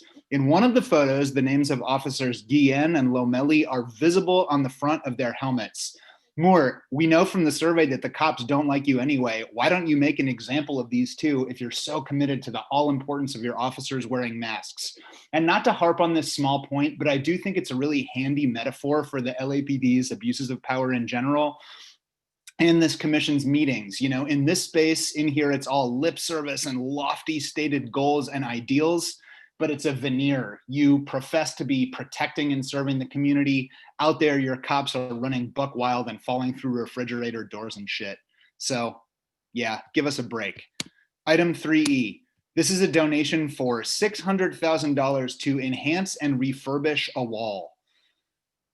You know, I've got a whole clever thing written about this. I don't have time for it, nor the stomach after watching this charade of a meeting. $600,000 to refurbish a wall that already had $700,000 spent on it to get built. It is just such a hilariously off-base, misprioritized use of that kind of money at this time for our city. Stop limiting public comment to 45 minutes. It's reprehensible. Commissioners, the chief called you his bosses during his report. If you are indeed his bosses, why don't you hold him accountable for never holding the officers accountable who killed Grishario Mack? Why do you tee him up via email for questions that you're going to ask him? Fire this guy. And lastly, I'll just say that, as has been mentioned during this call, presumably you'll be going into closed session to discuss the execution of Victor Valencia next week. just why is this person still working? Have you reached out to the family to make sure that they know when his killing is going to be on your agenda? Are you going to give them time to address the board? I just remain barely, I don't have time. You're the worst. Okay, thank you. Next we have Heather C, followed by Jenny A. Hi, Heather C. yes, thank you. All items, please. Okay, 3 minutes. First of all, Victor Valencia was a gang member. Not that you care about that. As far as the LA Police Foundation, they're awesome. They donate a lot of funding for much needed equipment and other things for the department. And that 600,000 came from them. So good for them that they're spending it to help that memorial wall. They're restoring honor to the officers who gave their lives for this city. LAPD has had a long standing of practice of being on the forefront of constitutional policing. The officers receive extensive training regarding reasonable suspicion of probable cause, and the department's core values are rooted in quality through continuous improvement, respect for people, integrity, and service to the community. We've seen the effects firsthand of withdrawing police resources from the community, including reduced proactive police activities with a 25% increase in homicides. 77th Division has led the city, representing 18% of the city's violent crime and with 46 homicides, and these increases are not coincidental. These violent crime increases are directly related to the ongoing vilification of our police officers. As far as the stop data goes, we live in a city that's 50% Hispanic and 10% Black. So of course, 60% of stops are going to be minorities. If you look at where the stops are happening, they reflect those community demographics. There are going to be more stops in certain areas of the cities due to the unfortunate fact that there is a higher gay activity in communities of color. This isn't racist to say, this is fact. It's also a fact that Black residents make up 10% of the population of LA, yet are responsible for 44% of violent crime in our city. To associate all people of color with crime is as idiotic as associating all police officers as being bad. The issues regarding social dysfunction are due to the absence of strong job markets in communities of color and the absence of strong family units and households that foster strong development of youth. Additionally, gang-ridden schools further compound the issues in communities of color. If we really want our schools safe for children, then we want to create strong job growth in communities most impacted by crime. For a truly safe society, we need more police presence on our streets, not less. We need more community policing like CSP. CSP creates opportunities to foster positive relationships between community and LAPD. They help connect people with resources like employment training, counseling, and medical. And I'd like to see that program expanded. We are undoubtedly going to continue to have an increase in violent crime. The actions of this commission, every single one of you, as well as city council and the mayor, are directly responsible for the 286 homicides total citywide this year. This is your fault, commissioners, and you better stop playing politics and kissing BLM's ass and start worrying about innocent citizens who are being victimized daily. And Chief Moore, I think that letter was dynamite, and I think you're in a really tough spot. So thank you very much. Okay, thank you. Next we have Jenny A, followed by Lorena Sanguino. Jenny A, you're on. Hello, can you hear me? Hi, yes. What items would you like to speak on? Chief's report, 3E, and general comment. Okay, 3 minutes. Thank you. Hello, good morning to the chief and this commission. Thank you for hearing my voice. First, I want to say a thank you to Chief Moore. I have spoken to friends who personally have worked with you on community issues, and they have nothing but good feedback to say about you and the work you do to help the community. So thank you, God bless you, and God bless all the officers who actively help to create a safe community which we can all live in and enjoy. Thank you to the entire commission for any activities you do that contribute to a safe community for all LA citizens, including the safety of the men and women of the LAPD. There are dangerous elements in any group of society, and I am thankful for the brave officers who are willing to confront these dangerous people and things. We have shooting victims up 28%, arrests down 25%, homicide up 25%, firearm seizures are down 20%.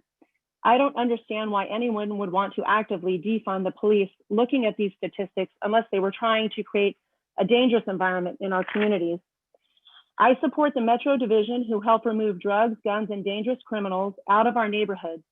A Metro presence helps put pressure on crime and helps halt criminal activity in our neighborhood before it can progress. I support the LA Police Foundation, and I support their efforts to refurbish the LAPD Memorial Wall. I see no conflict of interest in honoring families and in honoring officers who have given their lives for our city and for our citizens. LAPD's target is always crime and criminal behavior. It is not race, creed, color, or sexual orientation.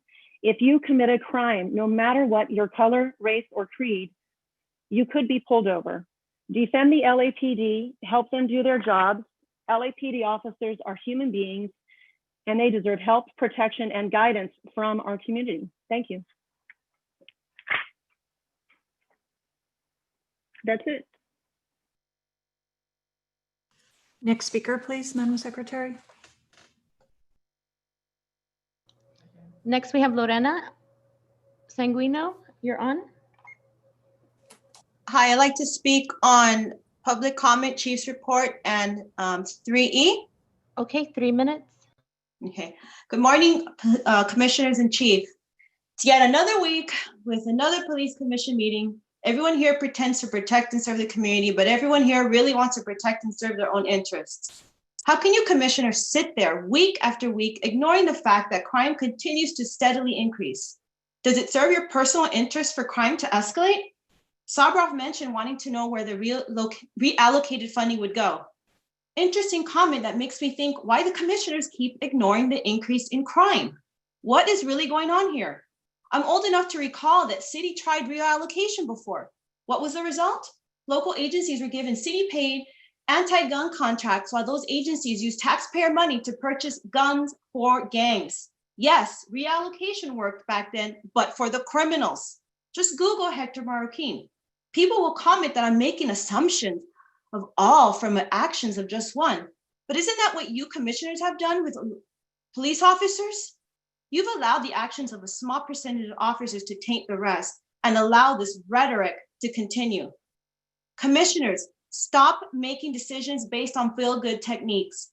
Based on the most recent crime statistic posted on your site, shootings are up again, victims are shot, muertes are off, so on and on. You commissioners have single-handedly applauded defund, reimagine, reallocating, or whatever feel-good term that gets you through your day, but the negative results are immediate for the real residents of Los Angeles. The chief just told you there are now 4 shootings a day in the city compared to 2 a day 9 months ago. You claim to be interested in giving a voice to Black city members, but allowed a 14% increase in crime in 77th Division that we all know has a high population density of Black residents. Bottom line, commissioners, you have the opportunity to create calm and a sense of safety in the citizens of Los Angeles, but you instead choose to pander to groups who either have or threaten to violence to your homes. We all realize that you all initially thought you were doing the right thing by giving disenfranchised groups a voice, but in the process, you have lied to yourselves and the residents of the city. You commissioners have allowed the needless violence to escalate because these groups that you pander to have resulted in nothing but you feeling scared for your own personal safety while ignoring the safety of the city residents who already don't feel safe. You have invested energy about police rhetoric, but that simply is not true. I know you're already aware of these statistics, but I'll remind the listeners that in 2009, Black suspects accounted for over 13,000 violent crime, but represent 9% of the population. 40% of the violent crime was perpetrated by Black suspects. The issue here is not the largely minority-run LAPD targeting Blacks. Stop ignoring the truth. Black suspects are committing or are accused of committing crimes by real victims of crime. Perpetrators are not crime, are not victims. Stop lying to yourself. Officers of color are not forcing people of color to commit crimes. Okay, thank you. Next, we have Mrs. H, followed by Cheryl S. Hello, can you hear me? Hi, yes. What items would you like to speak on? Yes, the police chief's report and public comment. Okay, 2 minutes. Okay. First, I want you to know that many of us give up our time to come to these meetings because we know our police need and deserve our support. That we spend our time listening to the evil and hate spewed by hate groups in these meetings is a testament to our concern for our communities. Speaking of money, these same hate groups care nothing for the lives in their community, no matter the dogma they spew. Billions and billions of dark dollars are funneled into these groups straight back to political parties and wealthy investors. They care nothing about the Black and brown men, women, and children who continue to die through violence. Not one child has been fed, not one business opened, not one home built, not one community has been improved by these hate groups. They complain that Black men are stopped and searched at a higher ratio than whites, but they know that Blacks comprise less than 9% of our LA population, yet commit nearly 50% of the crimes. In the meantime, these same hate groups continue to threaten our communities, including the Black and brown communities. Many Black lives have been destroyed by these groups when they destroy the businesses, and the communities are held hostage to their evil. Their entire agenda is to push this nation into anarchy and tyranny, and nothing to do with Black lives. Our communities cannot afford to lose our police. The loss of a police presence will make our communities more vulnerable to crime, and we are already seeing increased violent crime nearly across the board after an arbitrary and political pandering defunding of our police force by politicians. Now we are entering a critical phase of the election process, and many of us believe that these groups will only increase their attacks on innocent people and our police to achieve a communist agenda, which we, the law-abiding citizens, demand to know what is going to be done to protect the people from these evil, racist individuals, because they are the true racists, using people of color to achieve their agenda, thinking that by spraying around their vile accusations, people will cower in fear of being labeled racist. But we aren't going to stand down, and we are done accommodating this evil, and we demand that the Police Commission have our backs just as we have yours. I yield my time. Okay, thank you. Next, we have Cheryl S., followed by caller ending in 4952. Chief's report and general comment, please. Okay, 2 minutes. A couple of days ago, ABC 7 News, along with LA Times, had a title, "Budget Cuts Force LAPD to Dramatically Downsize," and that LAPD is expected to slash several bureaus and units, including air support, robbery, homicide, gang, and narcotics units. This affects everybody. I mean, it's not just white people, it's Black people, it's brown people, it's Asian people, it's everybody when these units are slashed. I'm a citizen in Los Angeles. I pay my taxes, and I do not consent to these slashes. We want our tax money to go to public safety. As already has been stated, I mean, you can't argue with the statistics. Homicide up 25%, shootings up 28%, arrests down 25%, and firearms seized down 20%. And what do we really want here? Of course, we want justice if innocent life is taken. I do agree with that if a police officer is abusing their power somehow. But this isn't the solution. I mean, to slash these units, like that doesn't even make sense. And these BLM activists, I think they're really hurting communities of color instead of helping them. I think that they should stop labeling cops as all racist and killers and spend, their time and money that's funneled through their organization into education, jobs, and safety. Please direct your comments to the commission and actions the commission take, things within the jurisdiction of the commission. Thank you. Okay, I would respect it too if, likewise to us, if we're called pieces of shit, that you would call that out like last week. So we want safety for those people as well. If they have jobs, they need to call police and have the police come to them. So that includes communities of color. We want also just to say thank you to Chief Moore for being prepared for. Take it down. Thank you. Next, we have caller ending in 4952, followed by Jason R. And all callers, please, your marks need to be focused on matters before the police commission, within the jurisdiction of the police commission. Thank you. Caller ending in 4952, you're on.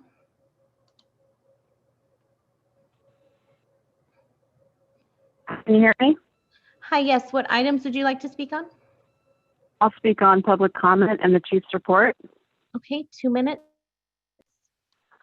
Okay, so public comment first. What we see from the stop data and recent reports, which extend well beyond 2019, what we see year after year is a continuous culture and practice of targeting the Black community, of disregarding and downplaying reports of LAPD racism, and we see a culture and practice of how Black folks are dehumanized. We see how Black folks' opinions and experiences, even how folks' official reports of racism are dismissed for years, and we see how LAPD understands that they can do that and that nothing will happen. We see more talk about gang violence and street violence, terms he uses to justify force and community occupation and surveillance without even acknowledging how LAPD operates like a street gang and how LAPD engages in street violence.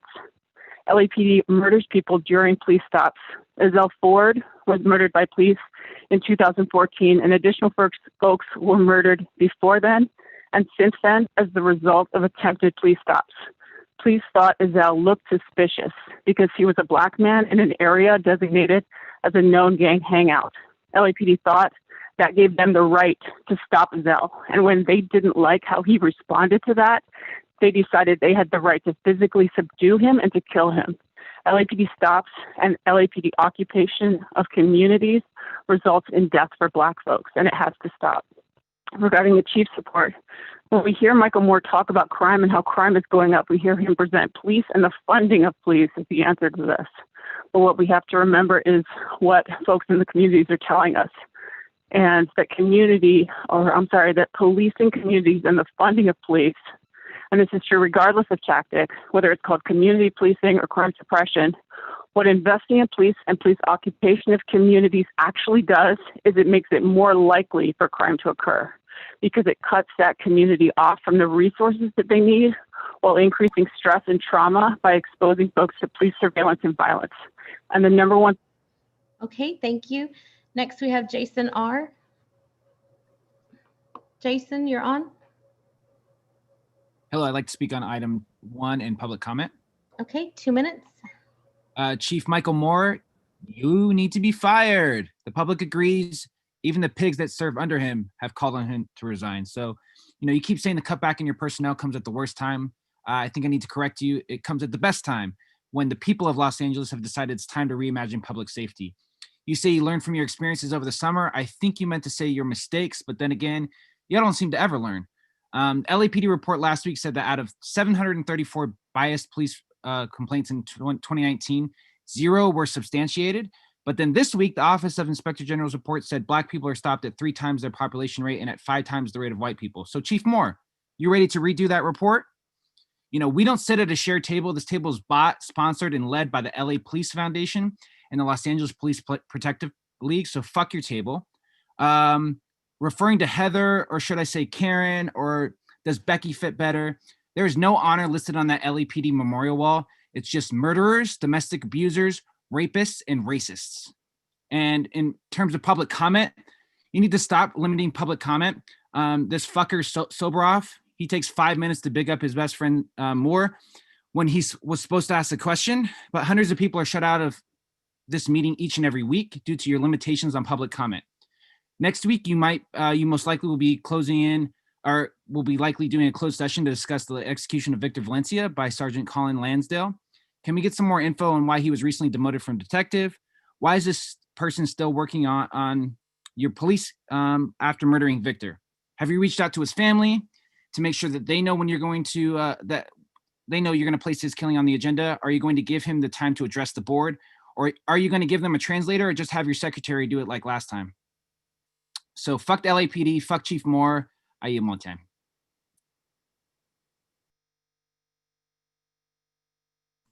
Next speaker, please. Thank you. We have Matt. Next, we have Matt Yos Cadane, followed by Jamie Garcia. Yeah, hi, this is Matthias Kidani. Hi, what items would you like to speak on? All of them, please. Okay, 3 minutes. I'd like to start by talking about the stop data collected by the LAPD Police Commission. The commission's own data confirms what Angelenos have known for decades. The police disproportionately target Black and brown people. Being a Black Angeleno, I grew up amidst a plethora of anecdotes detailing how police have harassed and victimized those closest to me. It's no surprise that these stories come overwhelmingly from Black and brown people. The dangerous element in our society is the LAPD. These are things we've known for years, like I said, but you now have data that supports these lived experiences. Will you acknowledge the inherent racism within your police force, or will you continue to gaslight the Black and brown people of the city and allow your officers to inflict further pain, trauma, and death upon the public they're meant to protect? You need to do the right thing and speak on your racist ass police department. Additionally, Chief Moore needs to resign or be fired. He's clearly detached from reality. If he's attributing the masses on the street to the pandemic or some kind of malaise that the nation feels, this is in response to you and your police force and how they're brutalizing us and perpetuating these racist theories. You hear it in the callers today. Yeah, that's really all I have to say. Chief Moore, get out of here. Oh, also 3E, $600,000 for a wall. Defund the fucking police. I yield the rest of my time. Okay. Okay, thank you. Next, we have Jamie Garcia, followed by Hamid Khan.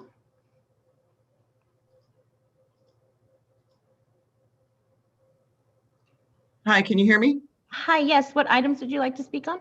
The regular agenda items. Okay, 3 minutes. So I first want to address this letter that Moore wrote to the LAPPL. And I find it really interesting that in this whole nature of reform that's going on and all these meetings and all these discussions, that Moore specifically says that he agreed to everything that the officers did. So I think we have to think about what the commission is doing, what Moore is doing, and realize that there is no reforming. Police officers don't want to reform what they're doing, whether or not they're shooting people in the eye, shooting people in the groin.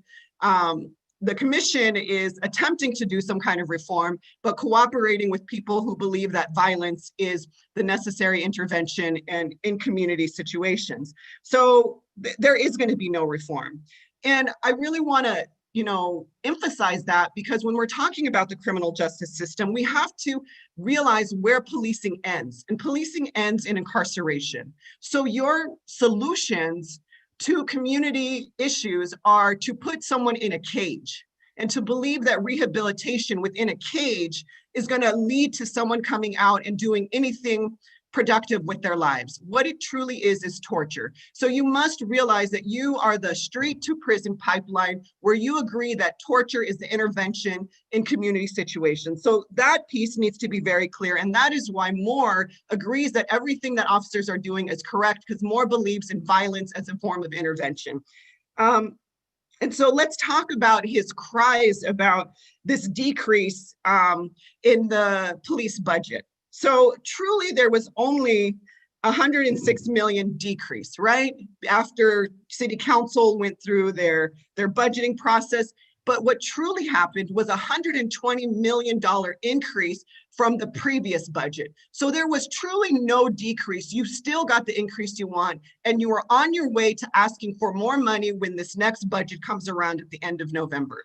So we really need to stop with the propaganda and really speak to the truth to the communities of what is going on. So lastly, I want to address this whole data-driven policing shenanigans, right? We know that PredPol was dismantled in March, and this is the public-private partnership that I think really needs to be understood. We had a public records request 20-6032 where we asked for all the PredPol hotspots of 77th Division. Now, we got a response back that basically says LAPD does not have access to that information anymore. But do you know who they said has access to that information? It's PredPol Inc. So now mapping of our city in the lens of criminalization is in the hands of private company. That is unacceptable and needs to be addressed. And I do not accept no for an answer if LAPD needs to go to PredPol and demand information back. Thank you. Next, we have Hamid Khan, followed by Maraki Alemseged. Hamid, you're on. Yeah, can you hear me? Hi, yes. What items would you like to speak on? It'll be on Chief's report, public comments, and the other items. Okay, 3 minutes. Yeah, I think my colleague Jamie Garcia just lifted this issue about Moore's response to PPL's letter, and I think it's extremely critical that we all pay very close attention to it, because that is exactly the true nature of what a chief would do. All this time and all this Bill Bratton style political maneuvering that Moore is trying to look as if, you know, he's on the side of the people of LA, and look, I'm going to be just, I'm there for reform. Look, I'm going to change that policing. That is all bullshit. And we know that because ultimately he is a product of one of the most murderous institutions in the United States. He is the chief of the Los Angeles Police Department, which has created a massive infrastructure of surveillance and tracing and tracking and stalking people as well. So in a sense, we should pay very close attention where people kind of may go down this rosy path that, you know, that there's reform and there's changing going to be happening. That's exactly why we call for abolition of policing. Exactly reason why, because the whole damn system is corrupt as hell. It is a whole it's a whole orchid is rotten. It's not one rotten apple or anything like that. So I'm glad that this became public, and I'm glad, in a sense, in a sort of a perverse way, that Moore said what he said, because that clearly exemplifies what policing is. That it is all about, you know, just all about officers having a free rein to insult, to murder, to beat, to harass, to intimidate. We saw that through the stops report, and we saw over 712,000 instances of stops. And also, very interestingly, the disparity that on one hand, your own Inspector General is saying, and we'll talk more about it on the 17th as well, that your own Inspector General is saying that there's clearly a disparate impact on the Black community. 9% of the population, over 27% are being stopped. And in those, now we got to listen to this very carefully. In those 734 allegations, which is 0.0001% of 712,000 stops, 734 allegations of racial profiling and bias policing, and 0 is sustained, which is part of almost 5,000 allegations over the last 10 years, and 0 is sustained. So this is what we are talking about, that this is exactly the spin that is being placed on the story as well. And lastly, this whole conversation about community safety partnership and talking to Tengridis and talking to that they're coming up with protocol, this is all BS. Again, this is all masking exactly what the whole of occupying of these communities look like. As if like police is not set up to provide resources, the community provides those resources. And of course, like, you know, lastly, I would say as well that it's so interesting listening to some of the speakers that how the police union is in full swing in counter organizing, and even some undercovers as well, taking time to make these public comments. Okay, thank you. Next, we have Maraki Alemsege. Oh, Maraki has an older version of Zoom, so we'll move on to the next speaker. Nina Royal, followed by Rudy Melendez.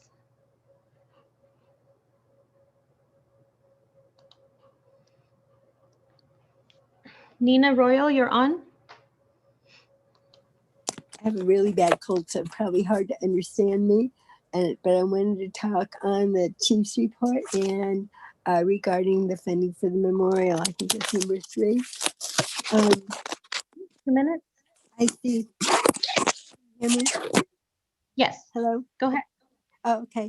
On the memorial, I see absolutely no reason why we would not accept the funding to do the wall. These men have given up their lives for our country and for our city, and they deserve to have that wall in good condition. Nice and clean and neat. Regarding the chief's report and the downsizing. Ma'am, we can't hear you. Ms. Royal, if you could speak directly into the phone, we hear a lot of, it appears, paper rumbling. Oh, can you hear me now? Yes, thank you. Okay. Items, the chief's report number 3, please, regarding the funding of the wall. I think that we need to do this. It's only right. They gave up their lives for it, and it's the proper thing to do. Regarding the police, I'm sorry, I have a really bad cold. I'm having a hard time talking. Regarding the chief's report and the downsizing, I'm very, very concerned about the units that are being downsized that are absolutely necessary. And I am also very much aware of the low morale for the police. And I want you to be aware that it's going to get worse, because now that we have just elected a district attorney that wants to send the prosecutors to jails to see how people live and whether or not they want to commit these people that have committed crimes to these these facilities. We're going to have officers that will not want to, I shouldn't say want to, will not prosecute or arrest certain cases because they know that the prosecutors will not be prosecuting. It won't even make the agendas. Therefore, it's going to have a severe impact on this, on the safety of the community. And I want you to be aware of that because the crime is definitely going up and it's going to keep going up because people are getting away with murder, so to speak. Nobody wants to do people want to do the crime but not pay for it. Okay, thank you. Next, we have Rudy Melendez, followed by caller ending in 6764. Rudy Melendez, hi. Hi, thank you. Good morning. My name is Rudy Melendez. I'm a stakeholder, California native, born in Los Angeles. This is the second police commission meeting that I've attended. And it's pretty clear to me that I feel like as a resident here in Los Angeles, that the commission really doesn't have a mission statement. I go to a lot of public committee meetings. I go to community meetings, neighborhood council meetings. I've run for local office. I've been a grassroots candidate. In fact, some of you might have seen me on your ballot for city council this year. I'm concerned as a resident in Los Angeles. It's clear that crime is going up in our community. We need more police on our streets. There are a lot of bad people that live in Los Angeles. Our governor just released 20,000 inmates early. Our LA County Sheriff has released inmates early. We're going to see crime go up considerably. Now is not the time to defund our police department. We need public safety. It's your job as the commission to make sure that our community is safe and that our police officers are safe. We defend Los Angeles Police Department officials in our community, and we're not going to allow you to defund our police department and reduce our city's ability to keep our community safe. I'm just wanted to express that as a committee member, as a community member, that we're watching, we're paying attention. We want you to support our police department, and we want you to keep our community clean and our community safe and free of crime. It's your number one job as a commissioner. You all are politically appointed. It appears to me that some of you aren't really paying attention what's going on, and you really need to punch in because we need you now more than ever. Thank you for your time. Okay, thank you. Next, we have caller ending 6764, followed by caller ending in 7742.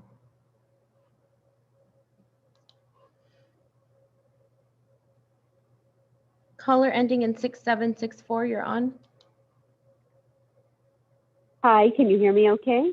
Hi, yes. What items would you like to speak on? I'm just going to make general comments, please. Okay, 1 minute. Okay, thank you. First, I want to say it's unfortunate that we have a police commission, a few of them, and LA City Council members that want to defund our police. Our streets are already unsafe. We can't even walk in downtown or Hollywood when it gets dark at night. It's just become a bedlam of crime and drugs and unfortunate circumstances. And to Commissioner Calanche, it would be nice if you would stop using social media or tweeting out to defund the police and take away the resources. I just think you're a big conflict of interest on this police commission board, and it's just a disgrace.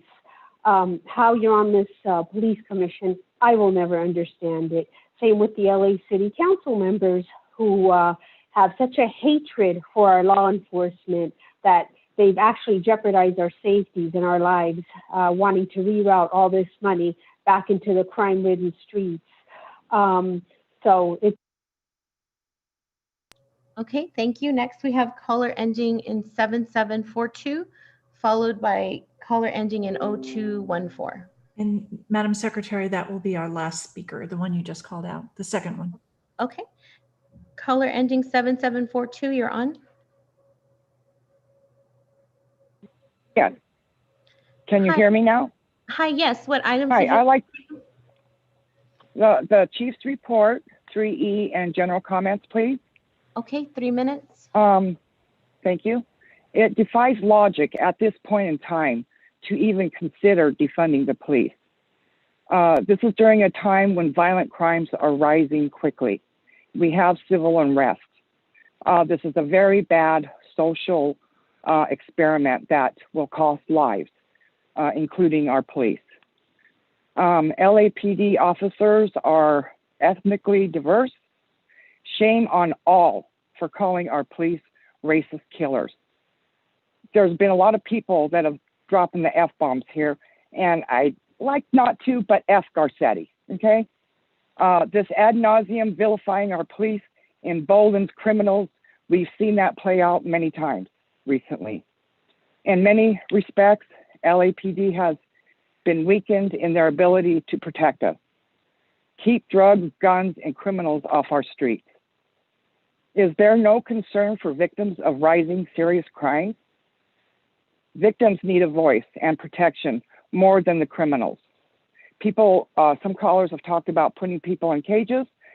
Where else and what else are you going to do with people who murder, rape, and cause havoc and serious injury to people?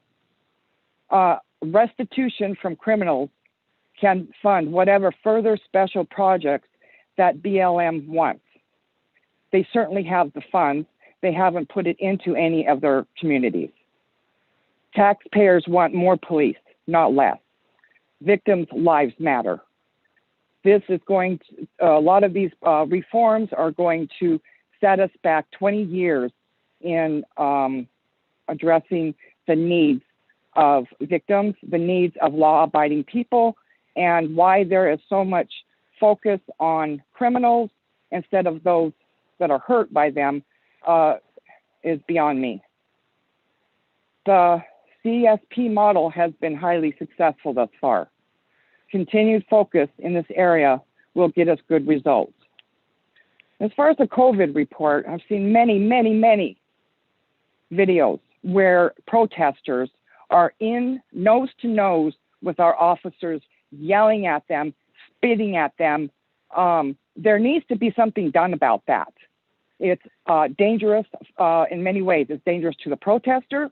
It's dangerous to the police officers who have to endure the foul-mouthed people with their dirty spit in their faces. Our officers should not be subjected to COVID transmission. Please give that some thought. I don't even know where to start with that one. And the communities have to take responsibility for the crimes committed. More focus on that would go a long way. Okay, thank you. Caller ending 0214, you're on.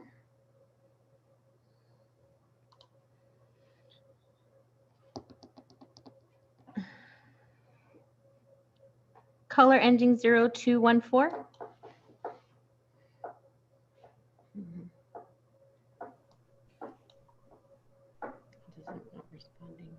Is the speaker there, Madam Secretary? The speaker's up, but their mute function is still on. All right, let's give it one more moment. If the speaker don't come, we've already exceeded the allotted time. We'll proceed with the meeting, but the speaker's there. The speaker's up. Hi, what items would you like to speak on? All of the above, please. Okay, 3 minutes. Hi, first of all, I want to thank the Chief Moore and all the police officers that are risking their lives on a daily basis. They're out there to protect our community.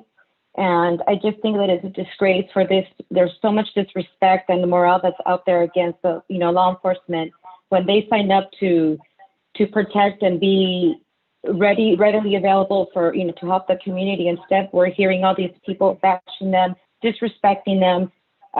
Where is the morale? Where is the people, the accountability for all these people that are just hurting our police officers, being their target to kill them? And I'm just appalled of how much hatred there is in this call from all these people that are disrespecting our chief. He has a lot on his plate. He's a human being.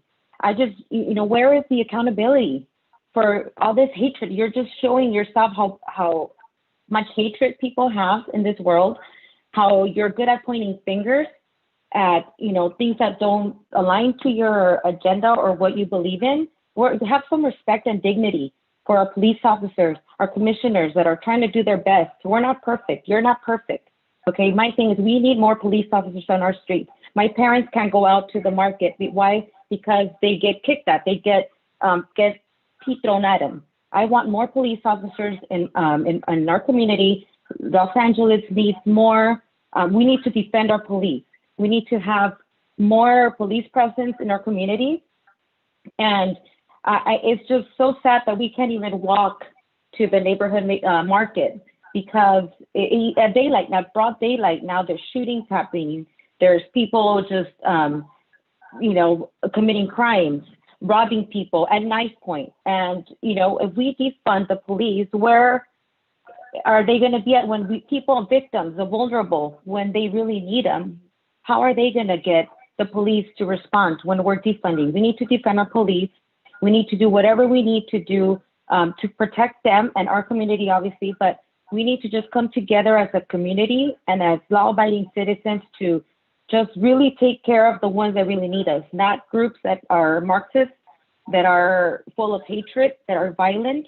That's where we just need to ignore them, because obviously they're always going to be pointing fingers at whatever they don't like. We need to stop babying them, and they need more accountability for what they do, and they need to expect and be ready for consequences.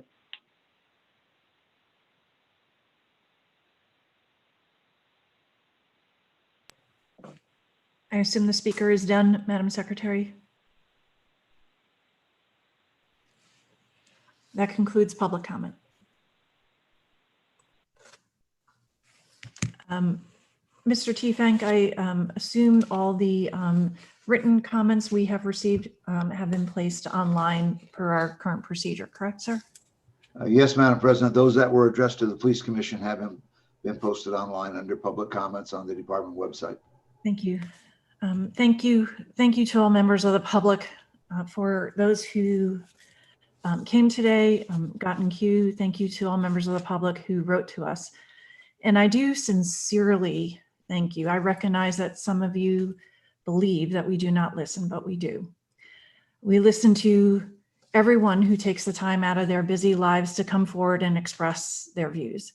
As individual commissioners, we may agree with some speakers, may disagree with others, but frankly, regardless of whether we agree or disagree, we do listen.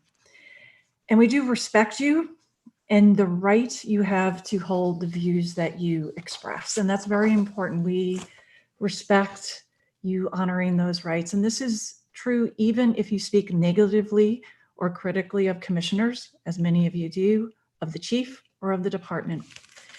We rarely respond because it's not appropriate to do so. And our failure to respond does not mean that we agree with certain statements or disagree. It means we respect the right of people to express their independent view, which is the purpose of public comment, whether written or provided orally, the Brown Act and the First Amendment of the Constitution.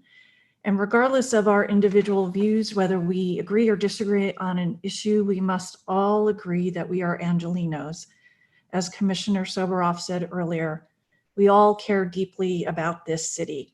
And I do believe that everyone who calls into these meetings and participates, whether they state their support or their adamant disagreement with us or the department, cares very deeply about this city and this department and policing in this city. And even though we have many disagreements, and it is clear, as evidenced by the calls, even just today, that there are many disagreements in the city, and we have much to do, frankly, to bring the city together and work towards a healing process. I believe and hope that there are many, many things that we can agree on. And I think we must start to focus on those things that we do agree on. And as a starting point, I hope and I believe that we can agree on certain things. And I hope these are not controversial. I do not believe that they are. But we should start with the premise that this department is filled with good, hardworking men and women who want Los Angeles to be a safe and wonderful place for all of us to live. And they want that for every single community in this city. I sincerely hope we can start as a basic point in believing in that. And we should also agree that when people in the department deviate from the standards we expect, and when this happens, this commission must say so. And when we do, it does not mean we are anti-police. And when we do not, it does not mean we are pro-police. It just means that our decisions reflect our independent review of the individual facts in a specific case. And it's our responsibility to evaluate those matters carefully, objectively, and in accordance with the law. We should also be able to agree that this department should always be seeking to improve itself and adopt reforms. And I do believe in a reform system. And frankly, every public entity should constantly be striving for improvement and self-reflection and reform. The public deserves that from its own government, but none more so than a policing agency that is entrusted with so much responsibility. Policing agencies, this agency must strive to be better. It is fundamental to its obligation to the public, and it's the only way police departments can build and maintain public trust, correct mistakes, and ensure that all aspects of policing are done in a fair and in an unbiased way. By suggesting or insisting on reforms, that does not mean we are against the department or against police or against the men and women in the department. And it does not mean we're against the community either, as some callers today seem to suggest. Rather, it is a recognition that like all institutions, like all individuals, it must strive to improve. And in exercising the immense power it is given, police departments must hold themselves accountable to the public, must always reflect, and must always use tools like data analysis to reflect on its practices and change them when needed. And it's the job of this commission to push towards those reforms. And as I say that, I am also very confident that this department can and will continually improve, largely because it has done so in the past. It's engaged in many reforms. It has embraced many reforms. It has identified many areas for its own self-improvement. And it does, I believe, constantly seek to improve. But the benefit of all these past reforms, I believe, regardless of the circumstances that under which they were made, indicates that change and reflection are part of the DNA of this department. And acceptance of change and continued reflection will continue to allow this department to be a leader in the 21st century. In many ways, change is a never-ending journey to ensure improvement. I do understand that change is also very unsettling and very disruptive. And I have to acknowledge that. I believe all commissioners have to acknowledge that. Change can be hard, but these are challenging times, as each of the commissioners today so articulately presented, and as they reflected on 2020, this pandemic, the economic instability, the protests, the calls for and the need for social and racial justice, the budget changes, reorganizations, and these are just naming a few of the issues that we all have been dealing with. This has had a great impact on individuals, police officers, the city, the community. These are very difficult times, and we all have to acknowledge that. And some might say that because of these challenges, we should hold off on reforms. But this is precisely the time we must move forward, because we have to remember that there are many in our own communities who feel that the reforms have not been coming fast enough. And we must listen to all the voices in Los Angeles. We must. It is our obligation. We all must listen to our neighbors, even if they disagree with us. We must figure out a way to come together. We all have important voices, every single person who's called in today. But reform in this department is critical, especially in difficult times. Critical to building and maintaining trust, critical to ensuring fairness and justice, and critical to the city of Los Angeles, and frankly, critical to the future of policing. So as a Board of Police Commissioners, we will continue to move forward with all of these reforms. And to put it very simply, it is our obligation to do so. We hope we can do this together with the men and women in the department and all of the communities that exist in Los Angeles. And I believe we have the right chief who will lead us in that direction. Thank you again to everyone who called in today. Now let's turn to our regular agenda, please. Commissioners, if I can ask, we have a number of matters on the agenda, items 3A through 3E. I'm just going to take them in order. Commissioners, do you have any questions regarding item 3A? The executive director's report relative to the official police garage renewals. Any questions from commissioners? Seeing none, I'm going to call the matter for a vote. The recommended board action is to approve the executive director's report and transmit to city council. I will move it forward. Is there a second? Second. All in favor, please open your microphones and state aye. Aye. Aye. Aye. Aye. Opposed? It passes 5-0. Thank you very much.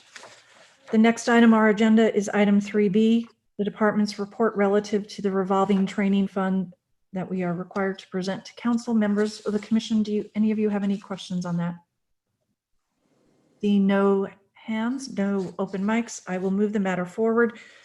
And the requested board action is to approve the department's report, transmit concurrently to the mayor and city council. It is so moved. Is it seconded? Second. Second. All in favor, please open your microphones and state aye. Aye. Aye. Aye. Opposed? Passes 5-0. Thank you.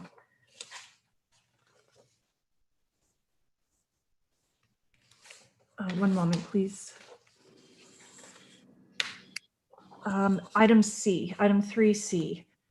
This is related to the McLaughlin Endowment funding. Does any member of the commission have a question on that? See no microphones opening, no hands. I will move the matter forward to approve the department's report and transmit concurrently to the mayor and city council. Is there a second? Second. It's been moved and seconded. All in favor, please say aye. Aye. Aye. Aye. It passes. Opposed? It passes 5-0.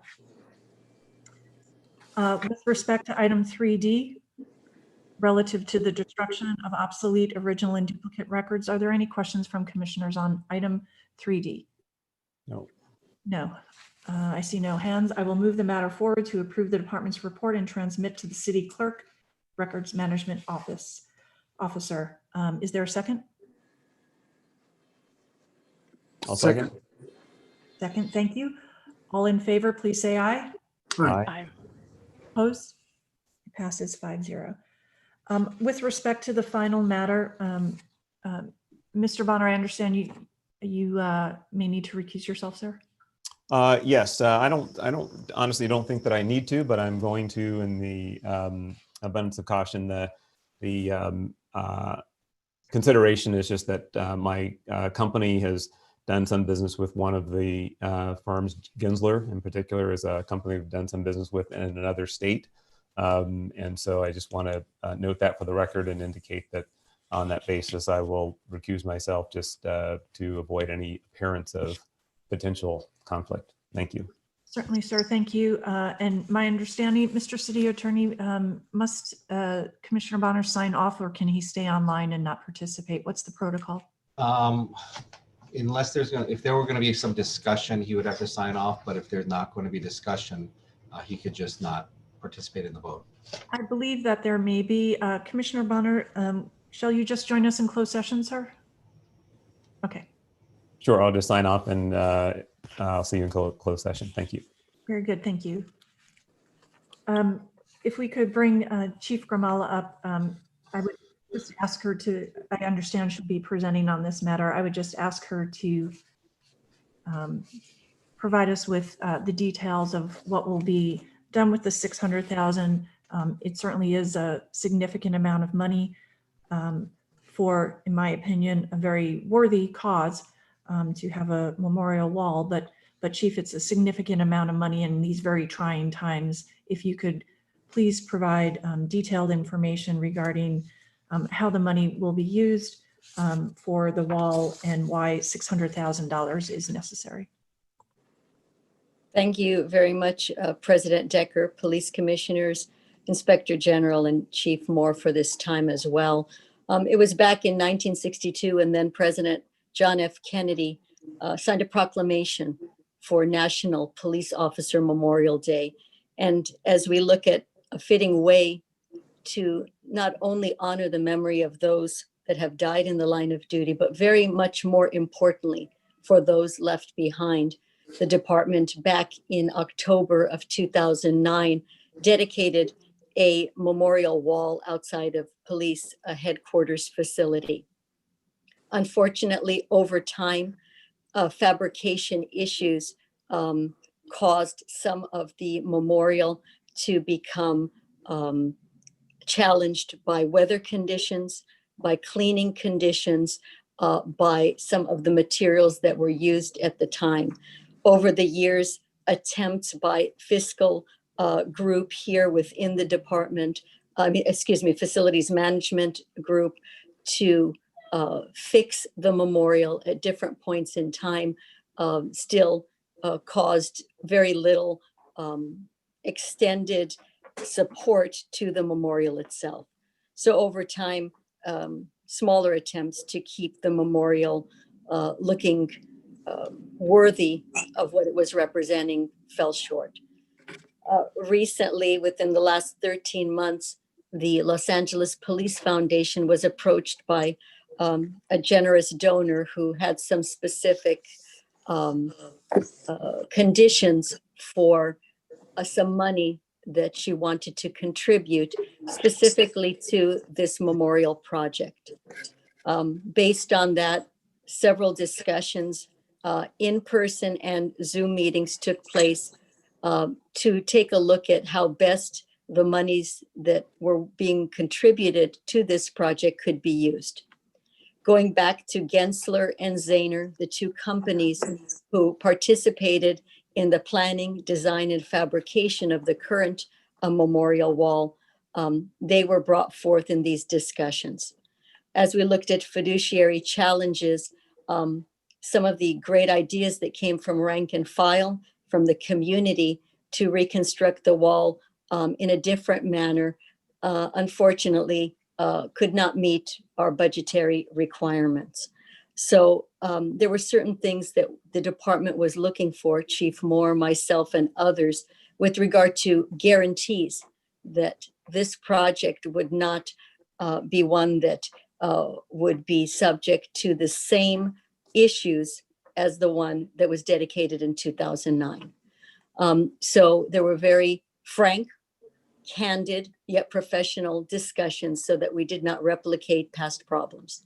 I must thank the members of Gensler and Zahner for taking the very pointed and constructive criticism to heart, and with utmost professionalism, continued the conversations that brought us to this day and this request. Some of the changes that we will be seeing are different materials that are being used to fabricate each and every plaque to memorialize the 215 fallen officers.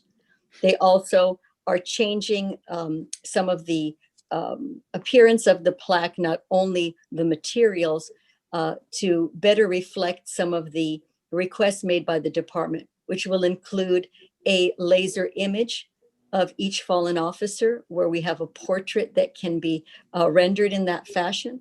There will also be a medallion affixed to each and every plaque, so that if a loved one wants to honor a fallen officer, they can put a flower behind it. The pegs that are used to affix the plaques on a larger edifice are of a different construction and of a different form of attachment as well. There will be a robust security element to this. There will be a robust bird and element, deterrent element to this project as well. There's a maintenance contract with Zahner and Gensler for 10 years. And very, very importantly to the department, there is also a contract that will be written with a art and monument maintenance company to ensure that regularly scheduled cleaning, appropriate cleaning, and maintenance of this monument will keep it lasting what we hope is in perpetuity. These were all extremely important discussion points. In addition, the companies involved graciously, yet in a somewhat sad way, told us that they would add any additional plaques free of charge to the department. We hope that no plaque will ever be added to this memorial wall ever again. And that really concludes my overview of this project. I must thank Anne Marie Sauer Hale. I must thank Tom Brennan, Sandy Russell, Lieutenant Greg Doyle, and so many others who participated in discussions that at times were very, very laser focused on this project. The department is very clear that $600,000 is a large amount of money to dedicate to this project, but we think the intention behind it, the honoring of each and every life, is something that has no price tag. And we thank you for your attention today. Thank you, Chief Grimala, and thank you for that detailed description, and also for explaining how the current memorial, while relatively young in age overall, as memorials go, needs an upgrade so quickly, and the 10-year plan to continue to maintain it will be very important. So thank you. Commissioners, are there any further questions, or Mr. Soboroff? Sure. In a minute, I'll be proud to move or second and thank those involved in making this happen, that motion. I just have one question of Chief Grimala, and that is of security of the wall, Yes. security cameras of the wall. Was that also discussed, and how will that be implemented? Yes, Mr. Soboroff. With all due respect, there is a robust security plan which includes those elements. I would prefer not to speak of it here for obvious reasons, I believe. And I really appreciate any understanding by the commission in my request to not reveal the details. Good, understood. Thank you. Are there any other questions? Seeing none, Mr. Soboroff, do you want to make a motion, sir? Sure. I'll move I will move the acceptance of the refurbishment of the wall per the written motion, and thank the donors and offer respects to everyone who has known or has a family who's on that wall. And let's all hope that we don't ever add another one. Thank you, Mr. Soboroff. I'll second that motion. Members of the commission, if you could open your mics, all in favor, please say aye. Aye. Aye. All opposed? It passes 4-0. Thank you very much. That concludes our regular agenda. We will now proceed to closed session items. Madam Secretary? Board of Police Commissioners will now recess into closed session to discuss agenda items 4A1 and 4A2 in accordance with Government Code 54957.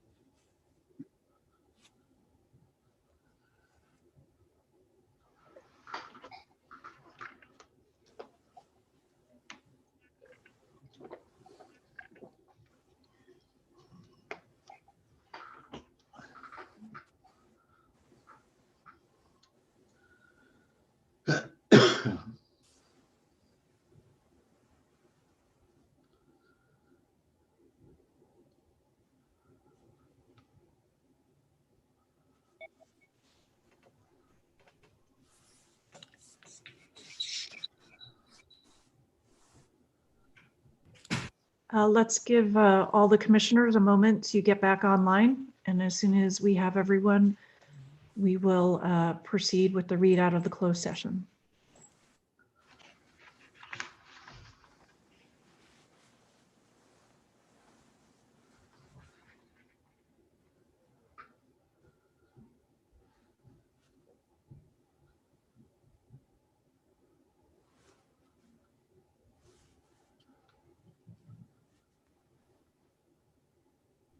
Mr. Teefank, I know Commissioner Kalanche was in our closed session. She might be having some trouble getting logged back in, but since we have a quorum, why don't we proceed with the readout, sir?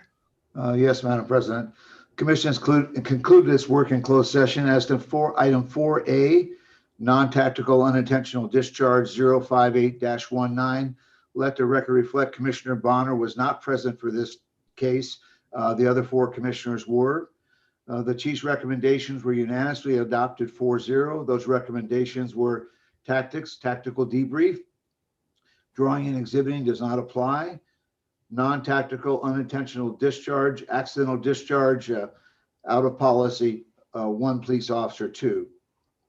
As to case 4A2, all commissioners were present for this matter. Officer involved shooting number 001-20. Chief's recommendations were adopted as amended. Tactics, administrative disapproval, 1 police officer 2, 1 police officer 1, a vote of 5-0. Drawing and exhibiting in policy, 1 police officer 2, 1 police officer 1, unanimous 5-0. Lethal use of force out of policy, 1 police officer 2, a vote to 3 yes and 2 no. That concludes the report out. Thank you very much. Our only outstanding business is to adjourn. Is there a motion to adjourn? So moved. It has been moved. I'll second it. All in favor, please say aye. Aye. Aye. Opposed? Excellent. We will stand adjourned until our next scheduled meeting. Thank you very much. Thank you all. Bye-bye.